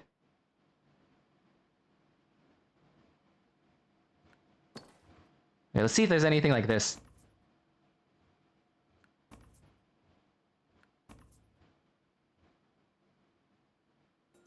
Okay. The problem is, yeah, I can't do anything here. Wood, wheat. I'll take that. Second city. Yeah, I'll take that. Let's take that, I think. I give him a wood, wheat, or wood, or for a... I wonder if I get Jack now, since I have a mono. But I'm only at 5 points, and I'm just tying everyone else with, like, blue. I probably do get Jack now for the ore, which kind of sucks. And the fact that the 5 is blocked is even worse, because now I think blue gets the 8-3. I get 8 ore, 8 ore. That's a good mono.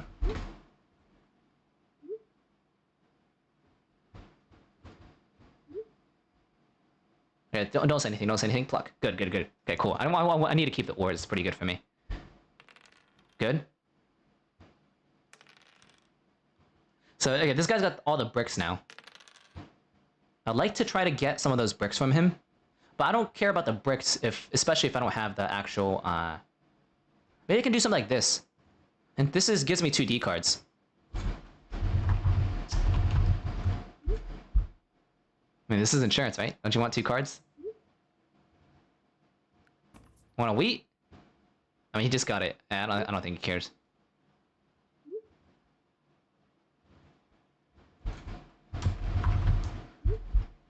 What if I just do this? What about this? So you just want 2 sheep? It helps you pop a lot more, but... Okay, it's all good. I mean, yeah. Let's just do this. Buy 1. Year plenty. That's actually really good, since I need to secure this 8-3. Yeah, that's actually really, really, really good. So now any 8 will actually get me the spot and just hold. Yeah, that mono bailed me out.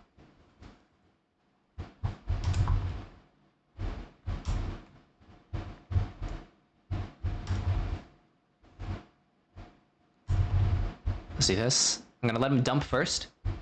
Okay, cool, cool. You just dumped. Oops.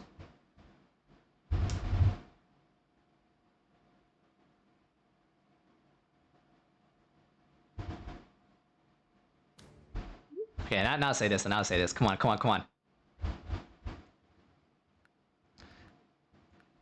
All right, and then let's see. Black is winning for sure, but I would like to try to. Okay, cool. He decides to steal from blue, anyways. Interesting. Okay. But okay, that's a ton of extra wheat and sheep. Like that's great. That's great for me. Now I really want to try to sell. Oh, that sucks. Let's see if I can try to sell this guy for the 2 bricks. He dumped how many bricks? 2 bricks? He dropped it, so I don't think he actually has any bricks. Doesn't have any wheat left? Or like ore left? I doubt it. I doubt it. But I'm also looking for the bricks, but I don't think there's any out there actually. And those are just blocked. Yeah, I don't think there's any out there. I think the best move is just you do this. Oh man. Dude. Do you either pop twice or road settle onto the spot that's blocked already? That's so disgusting. Popping twice is pretty good, man. It's not bad at all. Buying 2 Ds? Oh, jeez. Or do you plow all the way to 6, 11, 12? That actually might be a good move, too. Jeez, what do you do here? Ah, shit, there's not enough time. I think you just gotta go for the settlement since you need it. But it feels so wrong. Ugh, just do it, just do it. That does not feel right at all. I think that's a mistake, man. Shit, I think that's a mistake. Especially since your hand ends up being really awkward too, right? If I could do that turn again, I think I would... I think popping twice is pretty good. The biggest problem though, right, is that blue's threatening you for this 8-3 spot, right? That's why I had to do that. But I think usually you're still able to beat blue.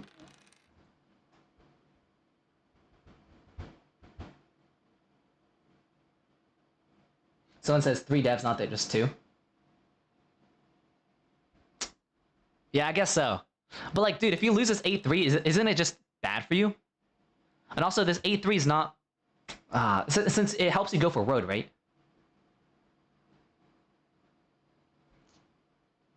You did it right. Everyone's disagreeing with everyone. Wrong move for sure. 3Ds? It was 3Ds, it was 3Ds, it's not... Yeah, it was 3Ds. But also, like, dude, like, think about it like this, right? If if blue's able to take the spot away from you, then like, if you how about this? If you get the spot, essentially like you're set up a lot more for road, which you're way happier for.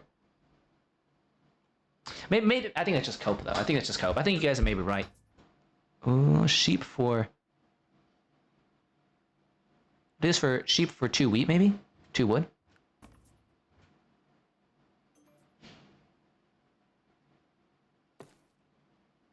Okay, no 7. Motherfucker. Okay, well, I'm glad I got the trait since I still get a D like this. And I do think it's definitely black here who's killing us.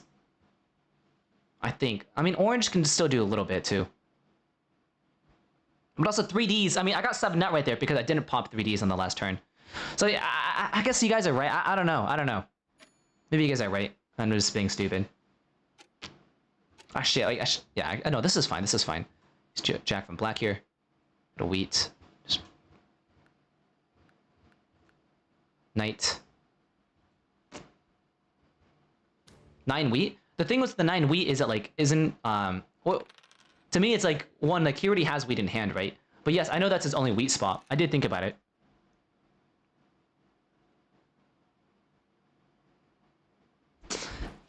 Maybe so. But like you see, like in this spot, I'm pretty sure he has a 3 for 1 to settle here, right? Or he's gonna, yeah. So okay, he didn't. Okay, well, maybe you guys are right.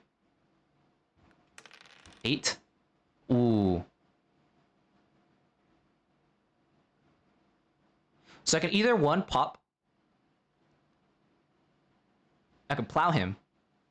Plowing black doesn't seem bad at all. Plowing black might be the best move since he's the closest one who's closest to winning. I can drop a bunch of roads to 6-3.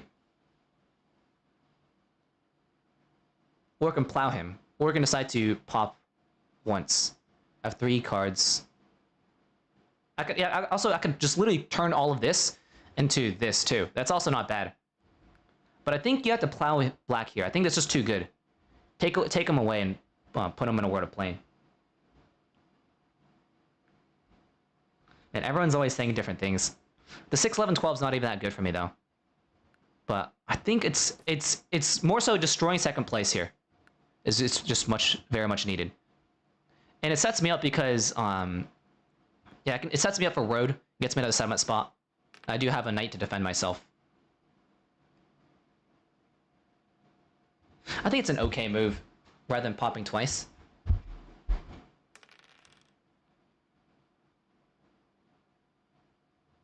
I think it's an okay move. Yeah, I think it's fine, right? It's fine.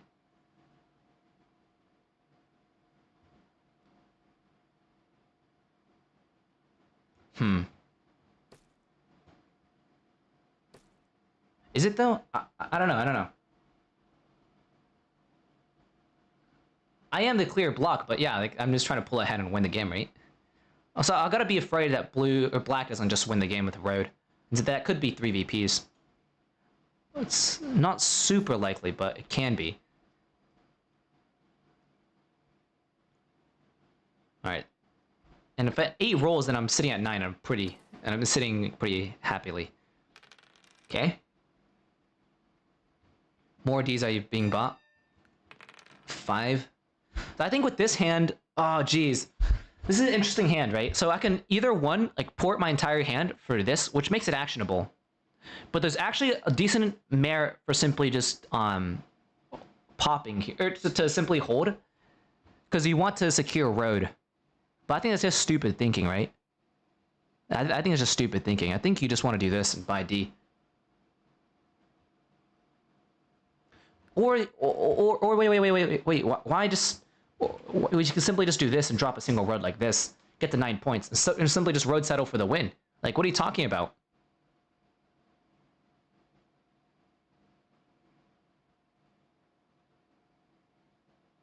But that seems like the simplest play to me.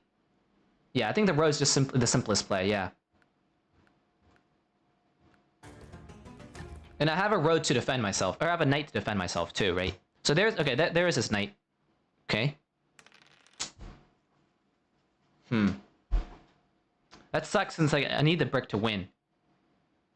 But even if I do, let's say someone else just takes road, going on this sheep port here it's actually pretty good for me. It's really, really good.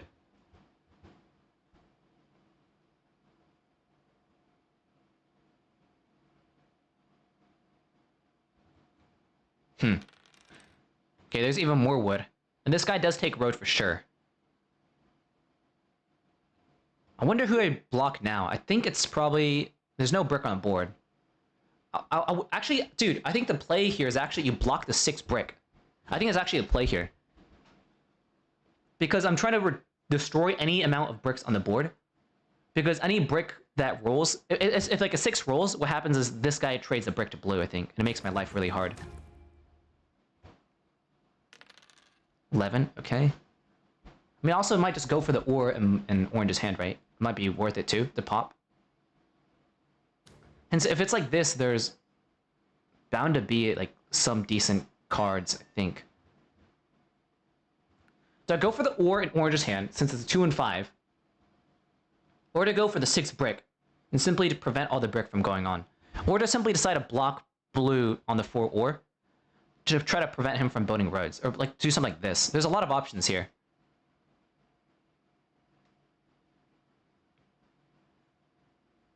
Doing this also gets me to guarantee like a chance for ore too. Ah shit! I blocked none of them instead. Dude, I'm so hate whatever. 4 ore. I don't. Yeah, that has to be blue now. I think... I mean, I get jack shit from him, though. It's fine, though.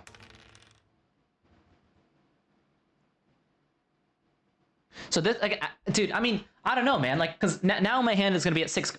He dumps 4 ore. Ah, shit, I should have jacked from black if I knew he had 4 ore. Didn't care about it. Now, do I go for black still? Or do I go for this to prevent blue from being fed further? Dude, I don't know. I don't know. Like, let's block the 4 ore. Blue has... Yeah, like... Black has an ore, I think, but I'm also looking for sheep.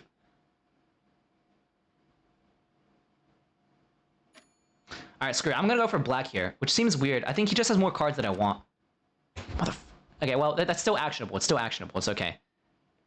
I think I have to pop here, or to simply just drop another road here. Dropping another road's not bad. And it allows me to set myself the road settle to 8 points, and then simply just bink this to win. What do I pop? Ah, jeez, man. It's tough decision after tough decision. I don't know.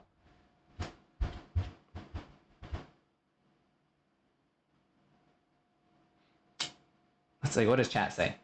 Someone says road pop, road pop. Everyone says like everyone always mixes it up a lot.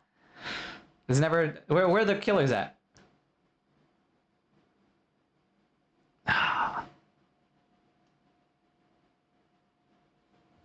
Okay, I'm gonna go for this, I think. Is this the right move? No, that's not. That can't be the right move. That can't be the right move. You just gotta fight for the win condition here, I think. I don't think that's right. I don't think dude, and the 6 rolls. And what's gonna happen with all the brick is gonna feed it to blue. Oh, maybe I should just block the 6 as I was thinking. Man, whatever. Oh, he's going for road himself too. Okay, that means with this he's basically saying I've got 3 VPs. I want to clean up the game. Bro, dude, this is not good at all. This is not good at all. 1, 2, 3, 4, 5, 6, 7, 8. I should have blocked the 6. Shoot. Because it's either he takes road himself or feeds the bricks to blue to take road himself. I'm so dumb. Yeah, exactly. And then it happens. And then he connects and I just lose. Dude, what an L. Road is such a passive play. You might win with an 8. That's true, but I mean, that's not going to happen, though, because this guy's simply going to build 2 roads. But why the hell would black drop 2 roads instead. Maybe they're trying to clear their hand. That makes no sense. This play makes no sense. To me, all it says is black has got like road building. Or it's like either he's got 3 VPs or he got 2 VPs in a road building. But like, why would you want to give blue the road? Okay. Yeah, I mean the 5-8 is actually really goated here, or 5-6 or 5-10, since I can settle and then I can actually use it. Oh shoot! There's so many bricks on the board, man. There's 5, like, and it's all in black's hand. He jacks a wheat from me. Okay. And the 8's blocked again. Like, yeah, like, I think the key move right there was to extend and cut off red. How do you cut me off? And I can I do a 15er? Oh, bro. Yeah, I just never win the game, right? Because what happens is, like, my brick gets blocked all the time, and black's brick gets unblocked. And because this is unblocked, he can distribute it however he likes. He can use it to either fight for himself or make sure that blue continues to fight. I have to go for the settlement, I think. With this, I think I have to go for the settlement, I think. Oh shit. I think this is the play. It's like popping is better than road.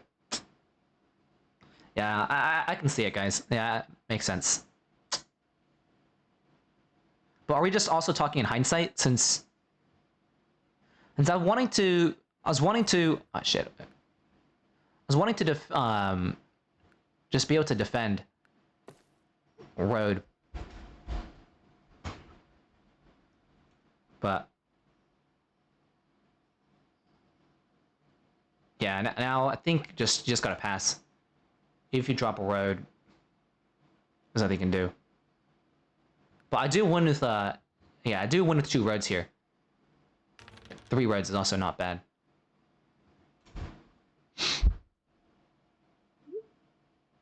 The 5 is a better block here. I mean, there's not much for me to say here, since I'm just gonna let him block me. And I'm kind of happy with him blocking the 5, which sounds weird. Actually, no, I'm not, because blue still gets a bunch of wood here.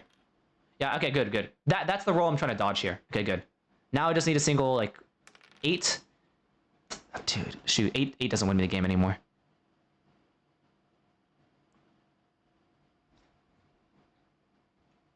The biggest things we have to watch out from black, since 1, 2, 3, 4, 5, 6, 7, 8. So he has a road building. He has 2. Let's say he has 2 points, 7 points road building. He's just road building. He's thinking about road building, city, and then road to win, which is doable.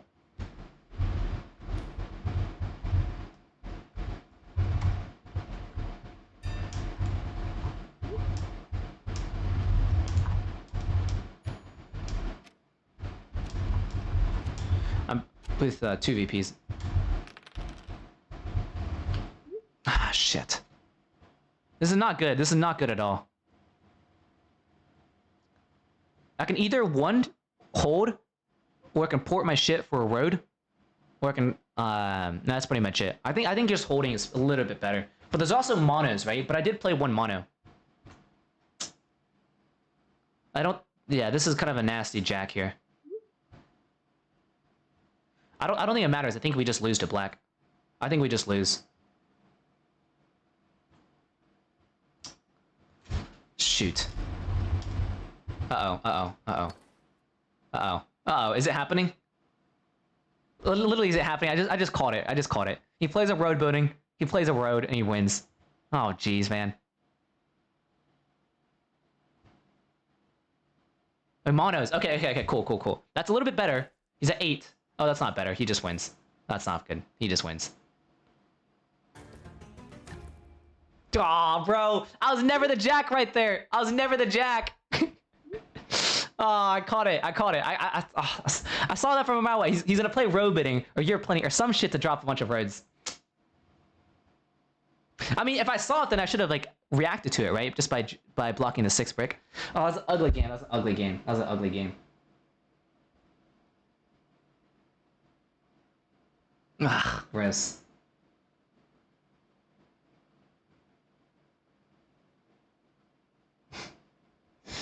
Oh, man. So I think like, so okay, I think a few crucial moves. Like one, I needed to block the 6 brick. That was pretty critical.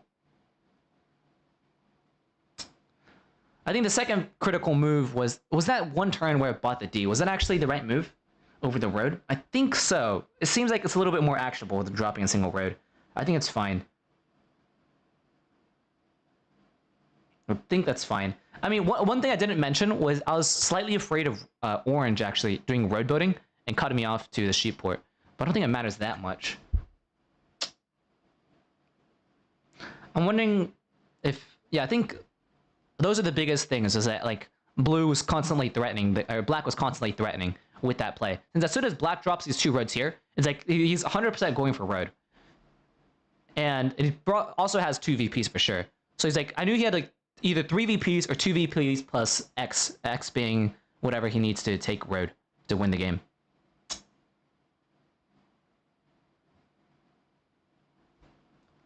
Yeah, so I think the critical move, like, yeah, was to pop that one turn.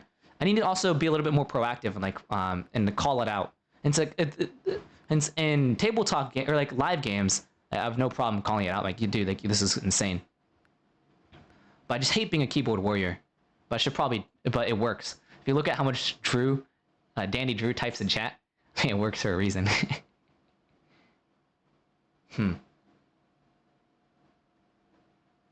But now chat says in hindsight. The port for road sucked as well. I stand by building the road upwards. What instead of plays, you gotta explain why. Everyone can say a bunch of different moves. Okay, do I have time for one more? Do I have time for one more? How long was this one? 48 minutes? Fuck it, we can do one more. We can do one more. We can do one more. Yeah, I have to go after this one for sure, though. When do you usually stream? I don't usually stream, but I should probably get into it a little bit more. Okay. Okay, I'm playing 4th here. Let's see. I need to trust my gut a lot more instead of like looking at chat. Since chat was just say all the different options. Like, chat never helps out. Like, the only way chat helps out is if I know specifically who's in chat, and like I know who the crushers are. But yeah, and I think like it makes me worse as a player. I just need to trust my gut. But also like it makes me like helps me see different ideas just in case if I miss any obvious ones. But whenever it's like 2 close moves that I'm not sure about, and I'd say the 2 moves, everyone says pop hold, pop hold, pop hold, or like, yeah, it's like, it doesn't help. Okay.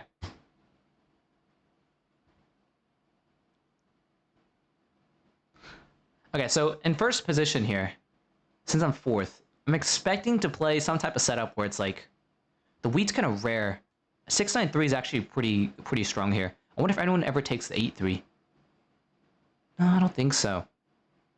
Yeah, 693 you can build at 8-3. The wheat's kind of rare on this board. 8-4-3 is okay. 8-4-10, interesting. So I might have to play... Also, the sheep's clumped up here. The feeling I'm going to get some type of 5-9-10. And I have to play, like, some type of garbage full sheep setup. It's not making me feel the greatest. Instead of building to the sheep port, maybe you should have built 2 reds to connect through the bottom. That's what I thought. Instead of building to the sheep port. To try to connect. Yeah, that's another idea, to try to connect. But you still need your last point if you do that, right? You still need the last point. And if I did take road, I'd only be at 9 points.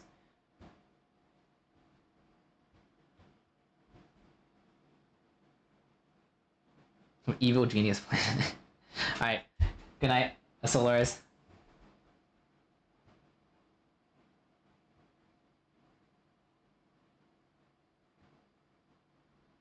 Yeah, so in this spot, when blue takes 8-4-10 here, I think it takes 6-9-3. I think second probably takes 6-9-3. That's like the secret spot. That's actually really good. Just because, like, at 6-9-3, like, it goes well with a lot, right? Like, yeah, worst case, you get the 2-9-10, you can just get on the wheat port.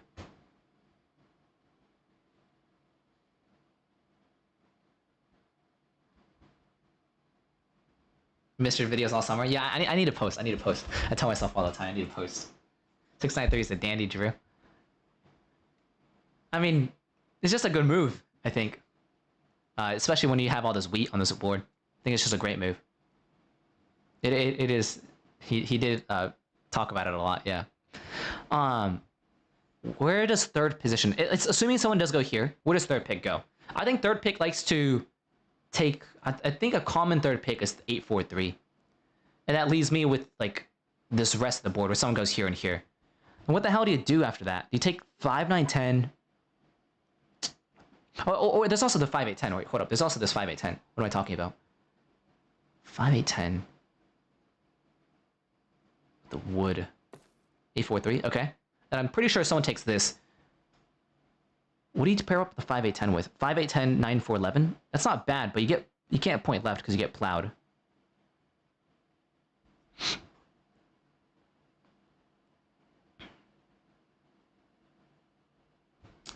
Five, 8, 10. What does this go well with? I mean, if this guy takes a 5-8-10, then what do I take? 6-9-3 plus... It's interesting. 6-9-3 plus what? 5-6-11? 5-9-10? I don't know.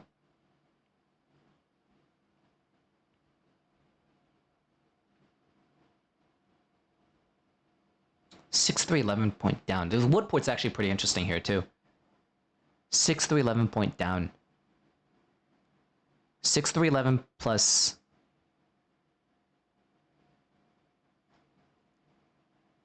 I don't know. You can do like... It depends what fourth position takes here. Or third position, I mean. And third position can just take 5, 8, 10. I mean, yeah, I did see the 6, 9, 3, 5, 9, 10. That's not bad. That's not bad. Especially if you can get into 8, 3. You're really, really happy with that setup. But it takes a little bit to set up itself. But I'm pretty sure this guy takes a 6, 9, 3. If he does take a 6, 9, 3, then what do I take? 5, 8, 10. Like, I'm thinking about like 5, 8, 10, 9, 4, 11. And you point. What if you do? Ooh, what the hell? I don't like that at all. I guess he wants all the sheep. Okay, 6, 9, 3. I mean, I think you just take 6, 9, 3, 5, 8, 10, right? Just play the 3 resource idea. I mean, when doing like ore wheat wood, it's actually like pretty unique since it's probably like the best alternative to ore wheat sheep. It's one of the better ones. Let's see, but the wood's not that tradable on this board, right? Since as soon as I do this plus this, red then probably takes. What does red take? 6, 3, 11. Yeah, red takes a bunch of wood. They can take something like this.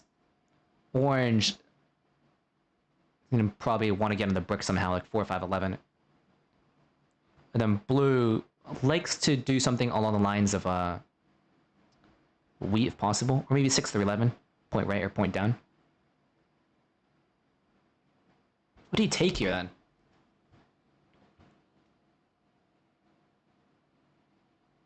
I didn't think this would be open for me. I like 6, 9, 3, 5, 8, 10. I think that's what I'm gonna lock in on. And you point right, point left with this.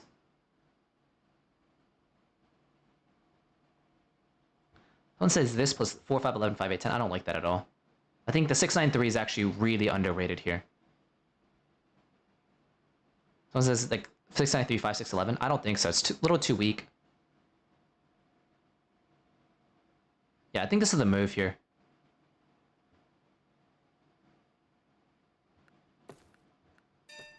Yeah, I think this is the move. Oh shit! Oh, I'm blundered. I'm blundered. I need to start with the 2 wheat. Oh, what a blunder. Oh, I'm so... I hate this game.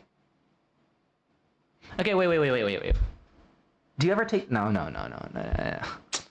I'm so bad at this game. Dude, oh, what an L. Let me swap, please. Let me swap, please. Okay, whatever. It's fine. No matter what, you're going to be flooded with one or the other. But getting flooded with the wheat is better. Because the wood is like... The problem with the wood is just so bad because... Red's gonna be starting off with red's gonna have starting wood, and yeah, red's gonna be getting starting wood. Like blue's probably also gonna be getting starting wood too. And the wheat is just a lot more rare on the board. Whatever. The wood is dead without brick. The wood is pretty. Ooh, interesting. The wood is pretty dead without brick, but I think that as soon as you get on the 3-to-1 port, it substitutes. It basically becomes like port fuel.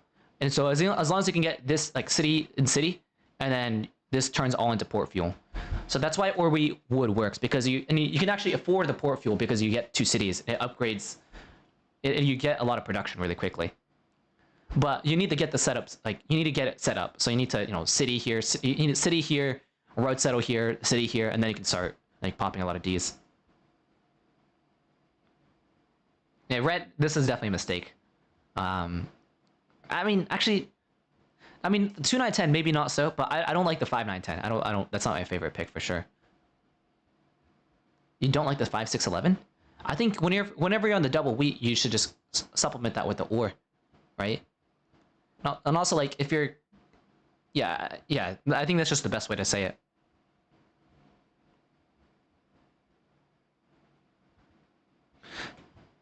I mean, yes, red does have like a reasonable expansion to the 2-5 and like they have like the ports. It's just, how do I say it? It's just a sucky setup. Well, I don't know. Maybe I could be wrong. Maybe they could surprise me. But I think red has just a pretty. It's not my favorite starting setup. Put it that way. Why not 3-9-4 point upwards? Because what happens is you destroy your city quality. I don't think it's that good. I think you'd rather have this. So if you take 3-9-4, what happens is 1, you hurt the city quality, since the 6-9-3 is a little bit better, and 2, there's also you're a little bit farther away from the port, and I think that this is just a little bit better. And also I opened up the 6-9-2 idea for red to get on the wheat port, and I just don't like that.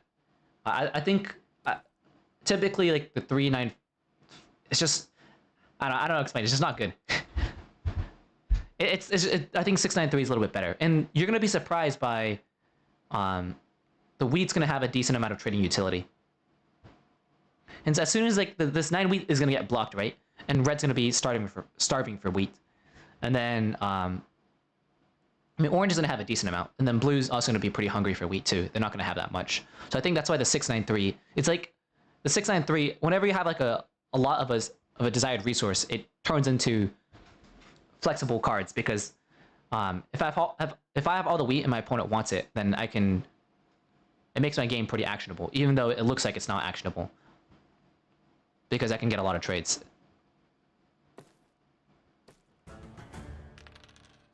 Blue is taking 6-2. I don't think he's taking 6-2. Okay, 6-3-11. Yeah, cool. So everyone starts off with the 8 rolling an ore.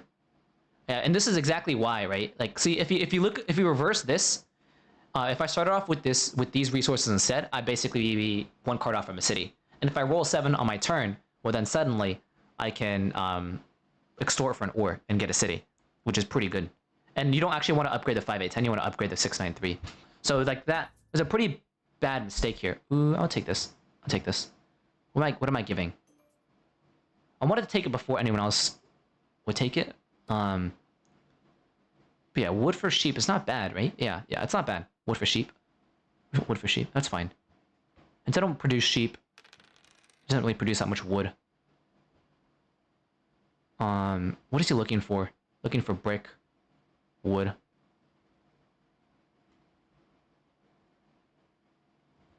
I mean, he just blocks the 8 ore, right? I think it's the best move.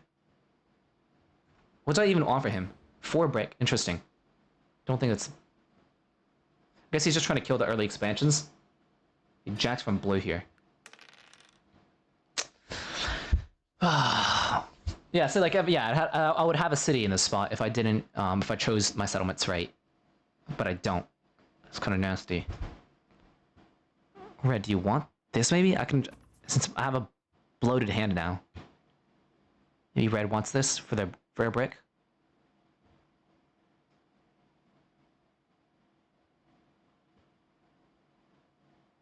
Let's see if red wants it. They're thinking on it.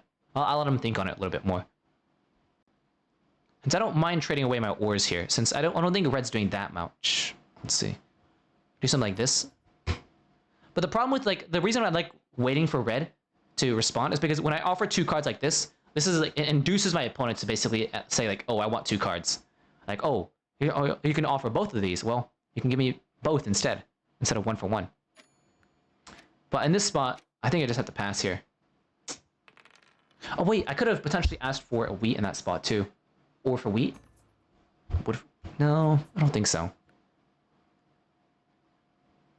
The 10 roll? I think the 10 rolled, right? That's why they're wanting the extra 8, 6. Okay, they didn't roll. So they just want an extra brick here.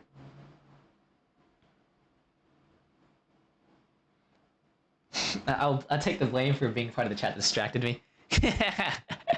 And whenever I lose... Oh shoot, I didn't realize this, but... Oh, you can't see the trades at the top. That's kind of annoying. Oh shit. All of my games are like that. Fuck, that's kind of... I gotta figure out how to fix that. Okay, wait, hold up. If I do this... Oh shoot, I didn't realize this at all. Like, you can't see who... you can't... It's cut off at the top. But if I do it like this, it's ugly. Man, I wish there's an option where you can customize how big it is for your computer. Oh, I think this is just fine, just having it like this. It looks a little ugly, but it is what it is. Okay. 6 rolls. I have a city now. It's good. I have to buy insurance here. So I'm gonna try to get 2 cards here, just by trying to give him, by offering 2 cards to guarantee myself a city. And I don't really mind trading away 2 wood. What does he even want? 2 wood for a... Yeah, 2 wood for a wheat, 2 wood for a sheep. Anything is fine. Shoot. You could dodge 7, please. No 7? Okay, cool. Alright, well, I have a guaranteed city now, which is good. And I have to take it, unfortunately.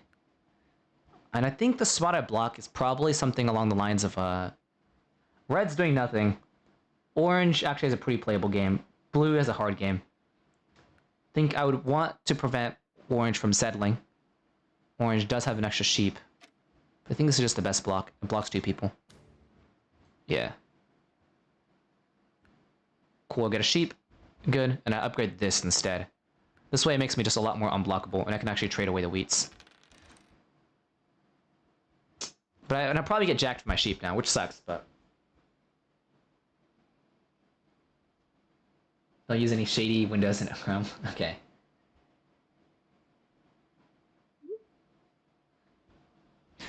Okay. Yeah, I mean, yeah, the only move I can do is basically get the 3-to-1 port. Like, with an Orby wood setup, you just want to, like, get the 3-to-1, upgrade this, and then you just pop. Yeah, it's pretty much a bluff. He steals a wheat here. And I guess he wants a wheat because he's trying to get a city. Also just needs wheat in general. Okay.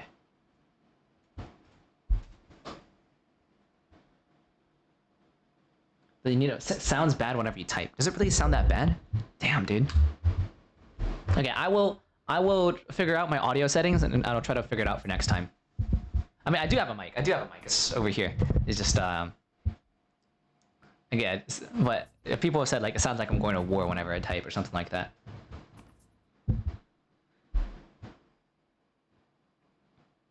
Okay, this guy's hand is stuck, which is good. And he's wanting a wheat or yeah. I mean, like this is the problem, right? If like, as blue, like if you're gonna steal from me, okay, cool. He just really wanted a city.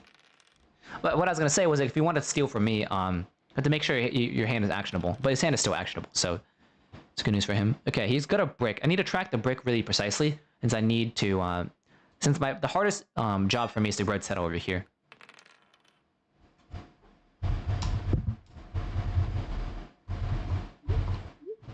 On block.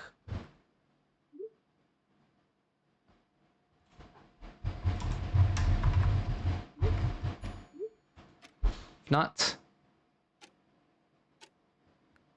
Okay. Actually, in that spot, instead of blocking the brick, and I just wanted to hurry since I didn't want to get timed out. I think the better move is actually to block the 11 wheat. I think it's just fine. I think I just jack from blue anyways. Nah. Orange does have better cards. They got ore, they got brick, and they also got sheep. Blue has too much wood. When he's right. He's right that his hand is mostly flooded with wood. He's also on the 6 and 3. But I think blue probably has a knight and he moves that anyways, right? Cool. All right. But yeah, okay, he does play a knight. So he's at 7 cards, so okay, cool. So it doesn't matter,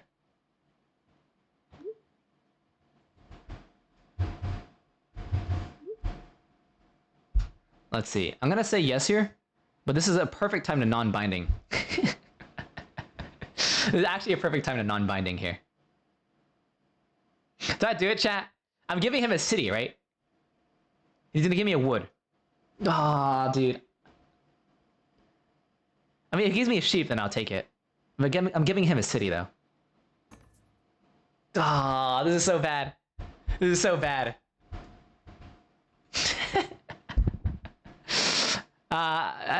Fuck it, I'll do it. It'll be nice, Nah, no, like, if you're gonna do... Okay, he road settles. Okay, I lied. But I think it's like the value of not getting the 8 orb blocked is pretty good. Especially since he has a 50-50 chance of stealing from me anyways. Oh yeah, all he does is just drop a road?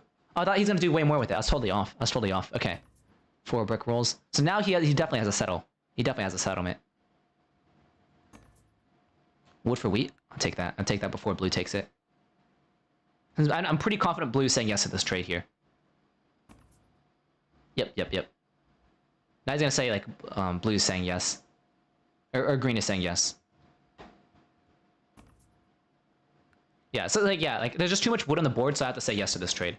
Although it doesn't do jack shit for me, I have to prevent it from I have to prevent now he trades with blue. That's annoying.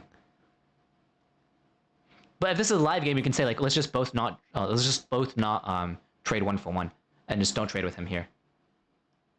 It's obviously like this trade doesn't do anything for me, but I wanted to avoid blue and orange trading here to try to intercept it, but I was it went through anyways. And the wheat for wood is actually still pretty good for me, just because the wheat I can still trade. Oh man, he got 2 trades to get the settle. That's gross. Oh, man. As red right there, I think it was a mistake. Like, he could have really pushed a lot more, since he's getting like a 1 for 1. And you know that orange is going to get the settlement. So as red, like, you really should have pushed for like at least 2 cards in that spot. And I think it's not hard to do so. Especially now you're looking for sheep, and I'm pretty sure orange might have... If orange did have an extra 1, it's a good time to push for 1. But just getting extra cards there would be good. You could have put... Yeah. Ah, man, I can give wood. Okay, I'm looking for sheep here.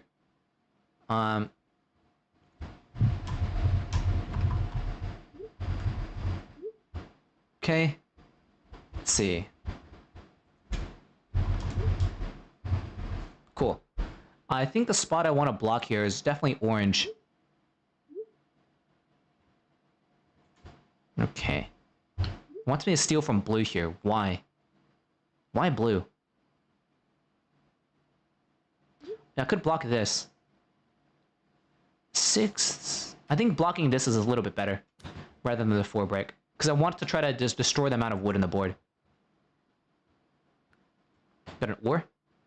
And then I should be able to trade this for this and drop a road and a city. And we're both happy. Yep. So this should go here. The problem is I get jacked to death now. I really did want more sheep. Maybe I should extort it for a sheep in that spot, right? Because I think that there's actually room to extort for a sheep. Yeah, I think that's actually a mistake. I need to trade for a sheep in that spot. Let's see if I can try trading for a sheep. Let's try it. Does that help out? Also trade something like this, because I really don't want to get the city and road, since that just gets me jacked to death, and I hate it. It's whatever. Just do this. Just clean up the hand. But yeah, like now I for sure get robbed to death, and it's just not my favorite.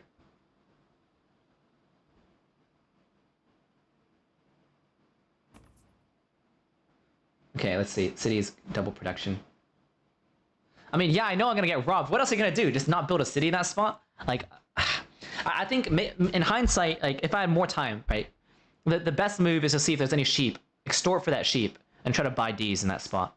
Because yes, like of course I know that I get jacked to death. I guess I see it, but there's not much else you can do. but the for sure play is just.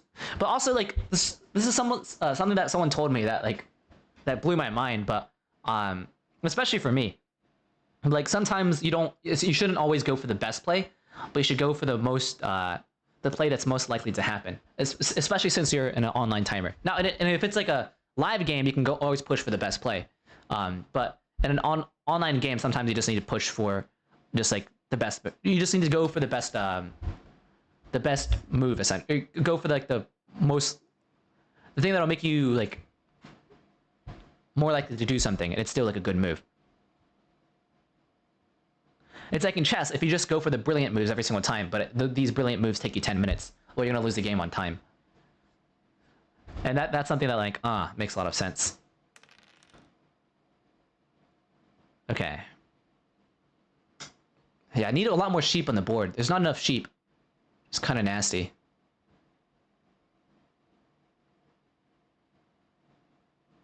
I mean, the thing is, red is in last place because of their placements, right?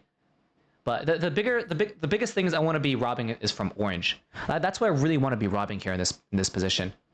Because okay, red didn't have sheep.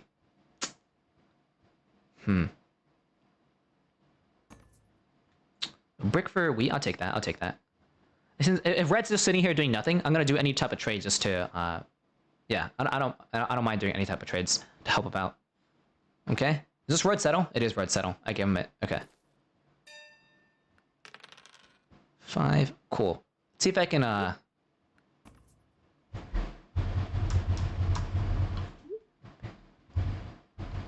Ooh. I'll take this with orange. Oh, fuck! Dang it! Too slow! Too slow, too slow, too slow. Dang it. Nah. Come on, orange. What about something like this? 2 wood for 2 sheep, maybe? We can do wood ore for 2 sheep. That's not too bad. I'll even just do ore for sheep. Ore for sheep.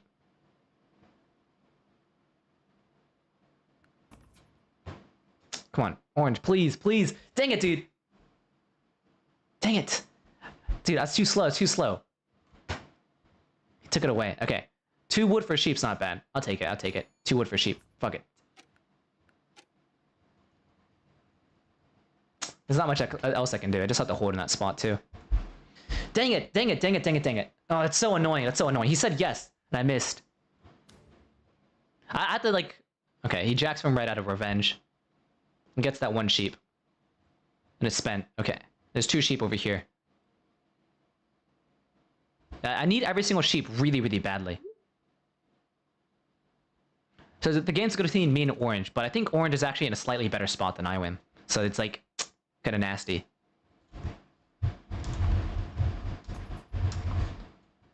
Yes, I'll take this. I'll take this.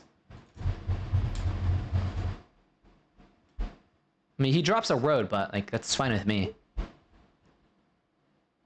I'd say this after I take a trade with him. But I kind of need like the biggest problem is orange has all the sheep, right? And I need all the sheep that's possible.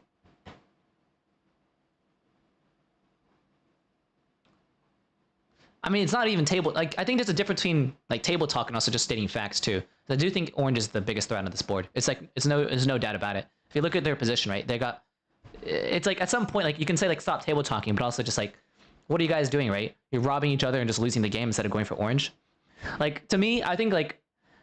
I don't know, I actually really don't like the games where all it is like, a big yelling fest, and everyone just tries to manipulate, like, the weaker players and stuff. That I actually really despise that. Although like, I do it, but it's like out of necessity. But also don't like to push it too far where it's just like, where it's like if you're winning and you're still saying like I'm not winning, and it's like come on, you clearly are. Be quiet. You're just wasting your breath now. And I feel like sometimes it like devolves into that, which I really dislike. But at this point, like orange is also just like. We have pretty evens, but even well, with the sport, I'm much better now.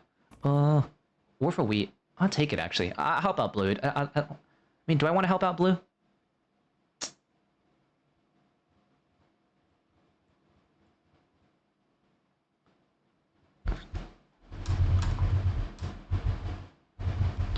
I don't mind giving him sheep Or if he gives me sheep, that's what I really want.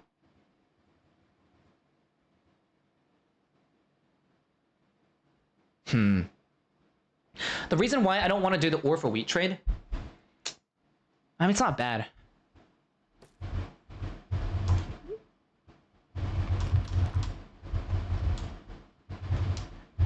I think I need to add a non-block or non-steal right there. That's what I need to do. Like, since it is like a marginal trade, but more so I need to make sure that I don't.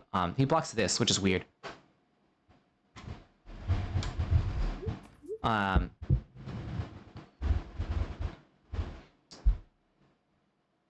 But yeah, like I just need to make sure like I would trade with you if you give me a non-block or non-steal. That's what I really want. Since I don't mind blue buying dev cards as long as he jacks from orange here. Oh my gosh, that's so bad. Okay, I think I want orange. So I want to get 3. I think this is actually the move here. I don't really care about blue or red ever.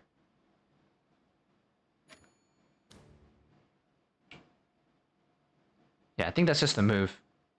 I don't think it's a 5 sheep. Oh, dude, it could be the 5 sheep. It could be the 5 sheep. But like the problem with the 5 sheep is that I do want some type of sheep to exist on the board for red, so I can actually trade them for it. But like the thing is like blocking this. Oh yeah, blocking the 4 doesn't do anything because he has 11. That's annoying. Yeah, like maybe it's a 5 sheep here. And it does look a little bit more diplomatic, right? Since by doing this, all it's like screaming for orange that like we're in a war. Yeah, I wonder if he puts on a 3. Yeah, there you go. He should be putting on the 6. 4 rolls. Okay. I mean, ultimately it doesn't matter, right? Since he has a knight. But yeah, this is not good. Since I think orange beats me this largest army race. And he's also a lot more unblockable. Yeah, actually, no. Okay, next time I'm going to put on the 5 sheep. Yeah. Okay, let's not make that mistake again. Unless he has sheep in hand. But this is a pretty bad spot since they go for road and army here. And there's no one defending it. Yeah, this is bad. This is bad. Like, orange is doing really, really good.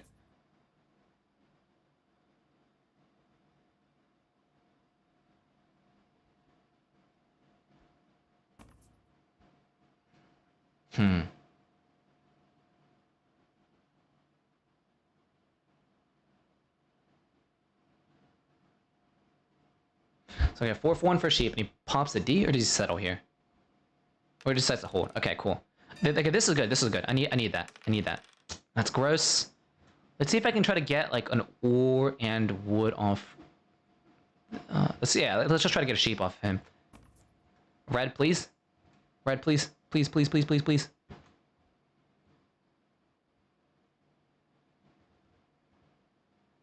Is he there? 2 ore for that? No, let's try it. Let's do this. Do something like this, or I can do something like this. I'll do 2 ore for 2 sheep.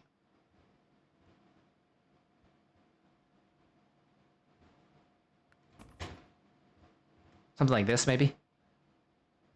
I'll give you options, but 2 ore for a single sheep is 2. There we go. There we go. It doesn't necessarily do anything for me, but it does set me up a lot more. See if I can try to get a wheat here. I don't even mind trading 2 wood for a wheat.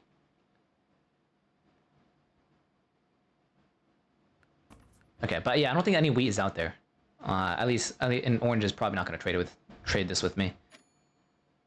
Cool, that's fine. Okay, cool. Yeah, that 2 for 2 is pretty good for me. But it's the biggest problem is orange, I think, kills us. Yeah, and getting the 6 is blocked is pretty nasty here. Okay. And yeah. Ugh. Okay, the 9 is what we need. We need a 9. 9, 5, or 10. Any of these. Or 7 on our turn. But, okay. Buys a D. No. Or is he just holding with it? Let's see. See, he's just spent his wheat, but the 4 rolled like several times, right? This is the second time the 4 rolled. So he has a bunch of extra wheat in hand. Is he thinking about which one to city?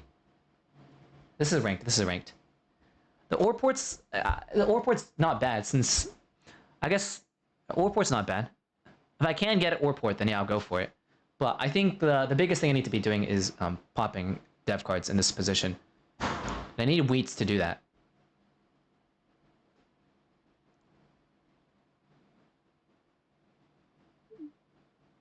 Okay. Yeah. Oh, that's not good. That's not good. Orange is killing us. This is not good at all. I mean, I thought I robbed orange a good chunk too. Maybe in the early game I also needed to rob him too. Or was a problem to set up? I mean, the split wheat in general is just really good. Shoot. This is annoying since I get plucked here. And orange has no cards. Yeah, and this is the better city for orange too. The 8 ore gets blocked. I wonder if there's an idea, if you ever should self-block your own 8 ore. I don't think so. It's just too bad. Yeah, I get jacked. Okay, good. Okay, this is even better now since any 6, 9, or yeah, any of these are all give me like all lets my hand be actionable. 8, motherfucker. Yeah, okay, there's not much I can. Yeah, there's not much I can do. AI doesn't trade, no cards, and blue. I don't think they have any wheat to trade me. Okay, I just gotta hold. I just gotta not 7 out. Not 7 out. That's the biggest key. If you can give me wheat sheep, maybe I might do that. Ooh, brick and sheep maybe. Or no, I'll do brick ore. That's fine. Brick wheat is a little too cheap, I think. Brick for wheat. Yeah, there we go. I know I can push for 2 here. Yep. There we go.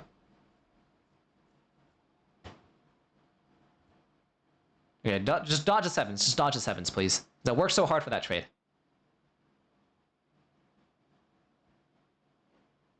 Please? Okay, cool. So he's got a bunch of extra wood in hand. I mean, there's also reasoning to not take that trade in that spot. I think it's fine. A wheat for brick and ore. It's okay. That's not a bad trade. It's not a bad trade. I think it's fine.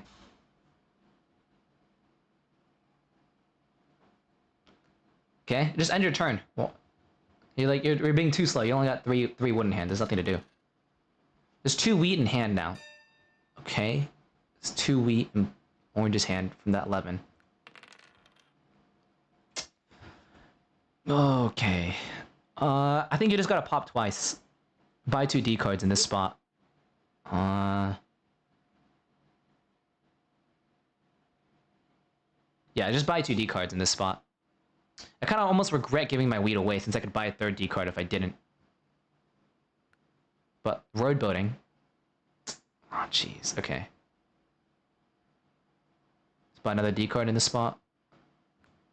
Night card. And now my hand's miserable, right? Since I got a road building. No. I think this is the best move. You just do this for this. And this sets yourself up for the road building a lot more. Oh shit, that's not what I meant to do. But the problem is any roll puts me over still. But this road building at least allows me to get on the 8-3 or this, or even plow back. I might... Actually, the wheat port is actually secretly the go-to move here. Getting back on the wheat port. That's actually the go-to move. Since if I can get on the wheat port, yeah, that's the best move. Since it makes it makes it so I can connect. It makes it so these are all actionable. The ore port's not actually the best move. It's the wheat port that I really want. And if I get jacked here, I'm pretty happy with it too. Okay. But will the AI... Yeah, the problem is the 10 rolled, right? And yeah, it's like the 10 rolled along with the 9. So that means, yeah, okay. The idea is not actually going to work out since the 10 and 9 rolled. So it depends on the bot. If the bot is stupid and decides to drop a random road, and doesn't decide to go for the wheat port, that's good.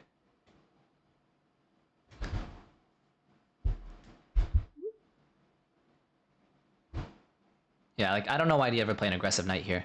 So wait, 1 second. I'm gonna have to set off text real quick.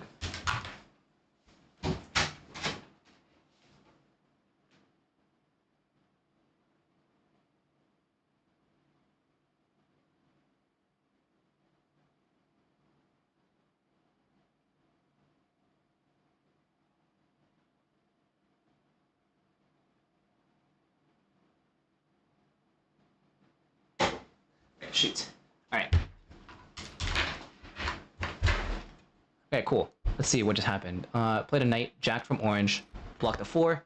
So that orange has got like he's gonna drop 2 roads here and takes road, gets the 8. Cool. Drops these roads over here. I guess it makes sense since they want to wrap around. And they want more brick. Okay, yeah, it makes sense. But to me, and they don't want to take road. And they want to do this way instead. Okay, they don't want to do this way instead because they're afraid of red cutting them off. Okay? Red ports for wheat. Okay, let's see. Oh, the AI! No! Okay, it's okay. It's okay. No 7. 10.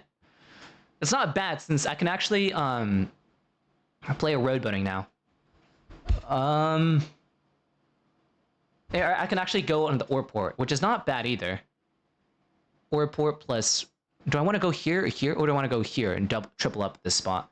Tripling up the 5 wood's actually not bad at all, just because this turns into I get wood in stacks of 3, which is perfect for my 3-to-1 port. So I think this is just the best move.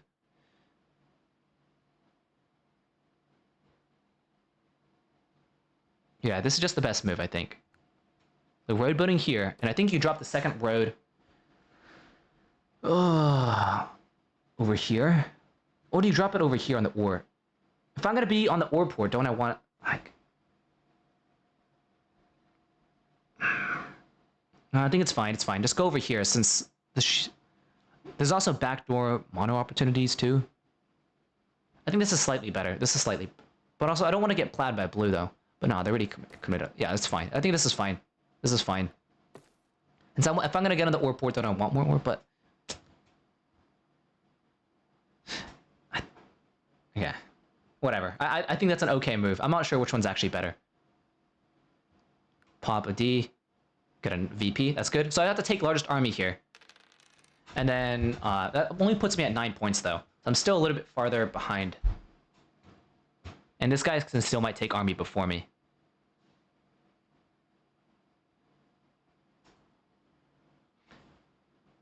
No, you can't get the wheat port in this spot, and I don't want to commit all my resources, or I can, but I don't want to go here and then drop a red saddle to the wheat port. It's just not good enough. I think the ore port is just as good, and typically you don't want to be porting your ore wheat that much. And in this spot, I was had an extra overflow of ore, so I think it's a little bit better. Again, now my life is gonna be really, really hard.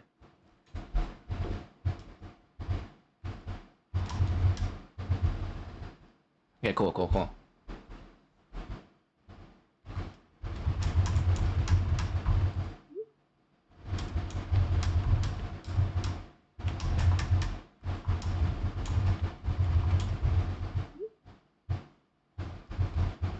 Okay, blue and I have to build to 10. Build to 10. Build to 10. Which is actually not true. Blue has to build to 10 since he has army. I have to take army from blue. But that requires like what? Another 4 or 4 wheat, like, or at minimum another 3 or 3 wheat, 3 sheep. And 3 sheep means that it's 9 cards and to port every single time for it. So it's actually pretty expensive. I mean, I could also just build to 10 points too. Or just take road too. Red is getting army. I mean, green? But, no, I have to... It's too slow, I think. I think I might just build to 10 points here. That might just be the better move. 3. Okay. I wonder if I should ever... I have to play this for sure. The question is, do I jack from... Do I block this? I think so. I think you have to block this. And see, he has no sheep in hand. But I also just want there to be sheep in hand so I can actually jack it. 9? Okay. So here's an interesting spot. Do you simply just go for the double city, get to 9 points? Oh, yeah, dude. Double city is actually probably the better move compared to... Or do you simply settle? Yeah, can you settle here too?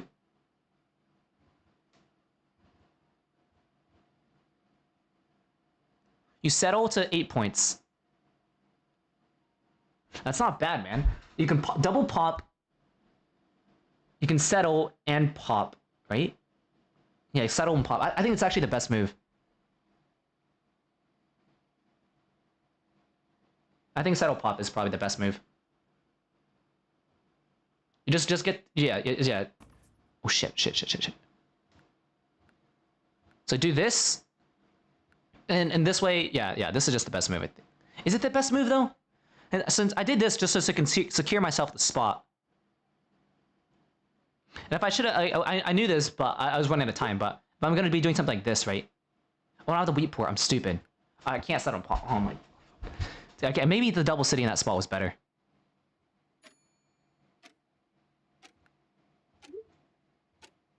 Should just clear out your hand. But I don't know if I like porting the wheat in that spot. The reason why I like doing this a little bit better. Oh, dude, I think the double city might have been better. I think the double city might have been a little bit better. Ah, shoot. The double city might have been a little bit better. And so the thing is, like, blue's always going to be buying a lot more Ds, right? And if blue's going to always be buying a lot more Ds, then I just don't want to chase army. Especially if you look at this position, right? It's very set up to just simply drop a lot of cities. I'm an all or wheat. So, like, that's why I want to just set myself up. If I'm on all or wheat, then, like, yeah, I can easily just clutch my way to the win. Just with a few good rolls.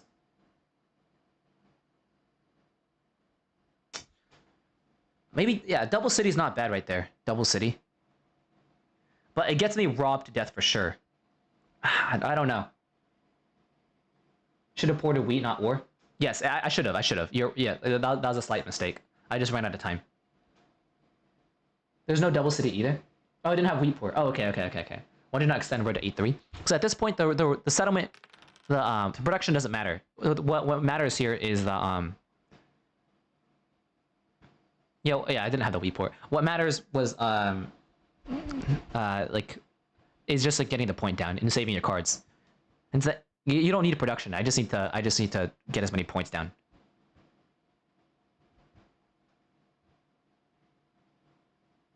So the 3 coming in clutch, that's good. So I just need any 6 or 9. And if not, I think if I roll any 5 or 10s, I do think I'd probably buy D card in that spot. And so knight card's not necessarily bad, especially since I need the knight to defend my 8 ore, and that's going to be one of my winning rules. Yeah, orange is the main threat, kind of, here. I can't, it does give me... I can give him wood for a, for wheat, maybe.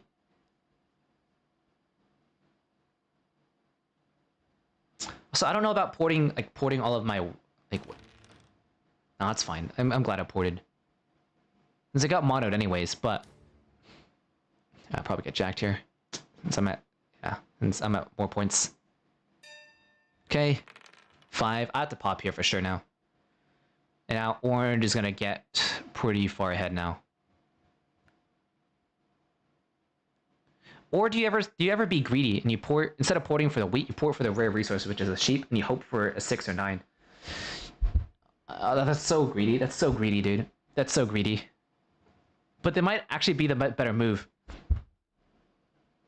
So you can pop twice? No, that's way too greedy. No. I think this is the best. This is just the best move. You hunt for a knight and you simply just close for the win. You hunt for a knight to defend your spots. I think it's a little bit better, rather than porting for a sheep and trying to slowly take army.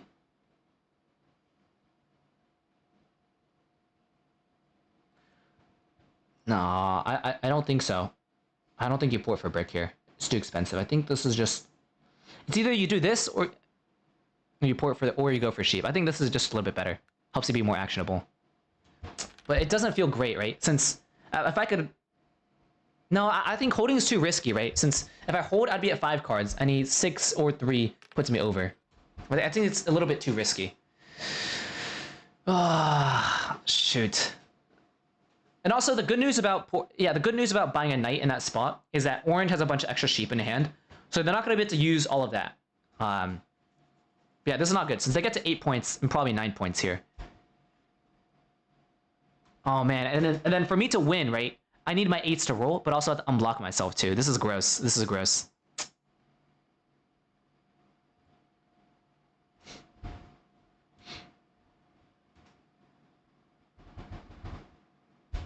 Yeah, that's not good. That's not good. I mean, maybe, is there a way I could threaten road myself? Probably not, no.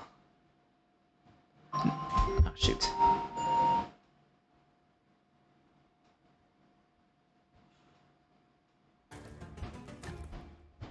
Okay. Okay, they also pulled. They missed. Okay, good, good. But that means they also have a tool. They have a resource to defend themselves. Jeez. It's not great. So okay, so I do get a sheep from them, which is good. Hopefully no. Okay, orange is at 9, so red's gonna rob orange for sure, right? They dump. That's good. Do I play an aggressive knight and steal from orange here? That's the question. Oh, I don't think so. No, because I need. No, I don't think so. I don't think so. Okay, good. I got bailed out right there. Now to keep buying another D card is a question. Do I buy another D card? Jeez, this is just tough spot after tough spot. Do I buy a D card here to hold for city? I could do this.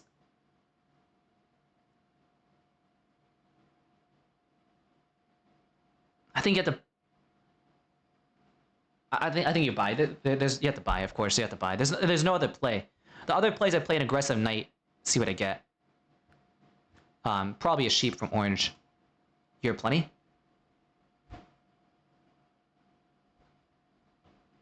They're playing aggressive knight now. On the 5 sheep. No, because orange probably has a knight here. And if orange has a knight, they're gonna move it onto me, and I need to set myself up to jack onto orange here. If they have a year plenty, it's also really bad. Or mono. They probably have a knight though. Cool. To be careful about. You steal for wheat from me. That's not good. No 8s. I gotta dodge the 8s here. 6. Okay. We're close. He's really close, dude. I might have to block my own 8 ore. But no. I win with an 8. No. Okay. We're living. He locks road. Okay, wait. I also have a year plenty. Worst case, on my turn, if I don't 7 out, I can city and pop a dev card. So I can pull for the win. And the dev card deck is super mega hot. I mean, we've bought so many Ds, and there's 4 VPs left. It's mega hot. So it's just end your turn. Okay.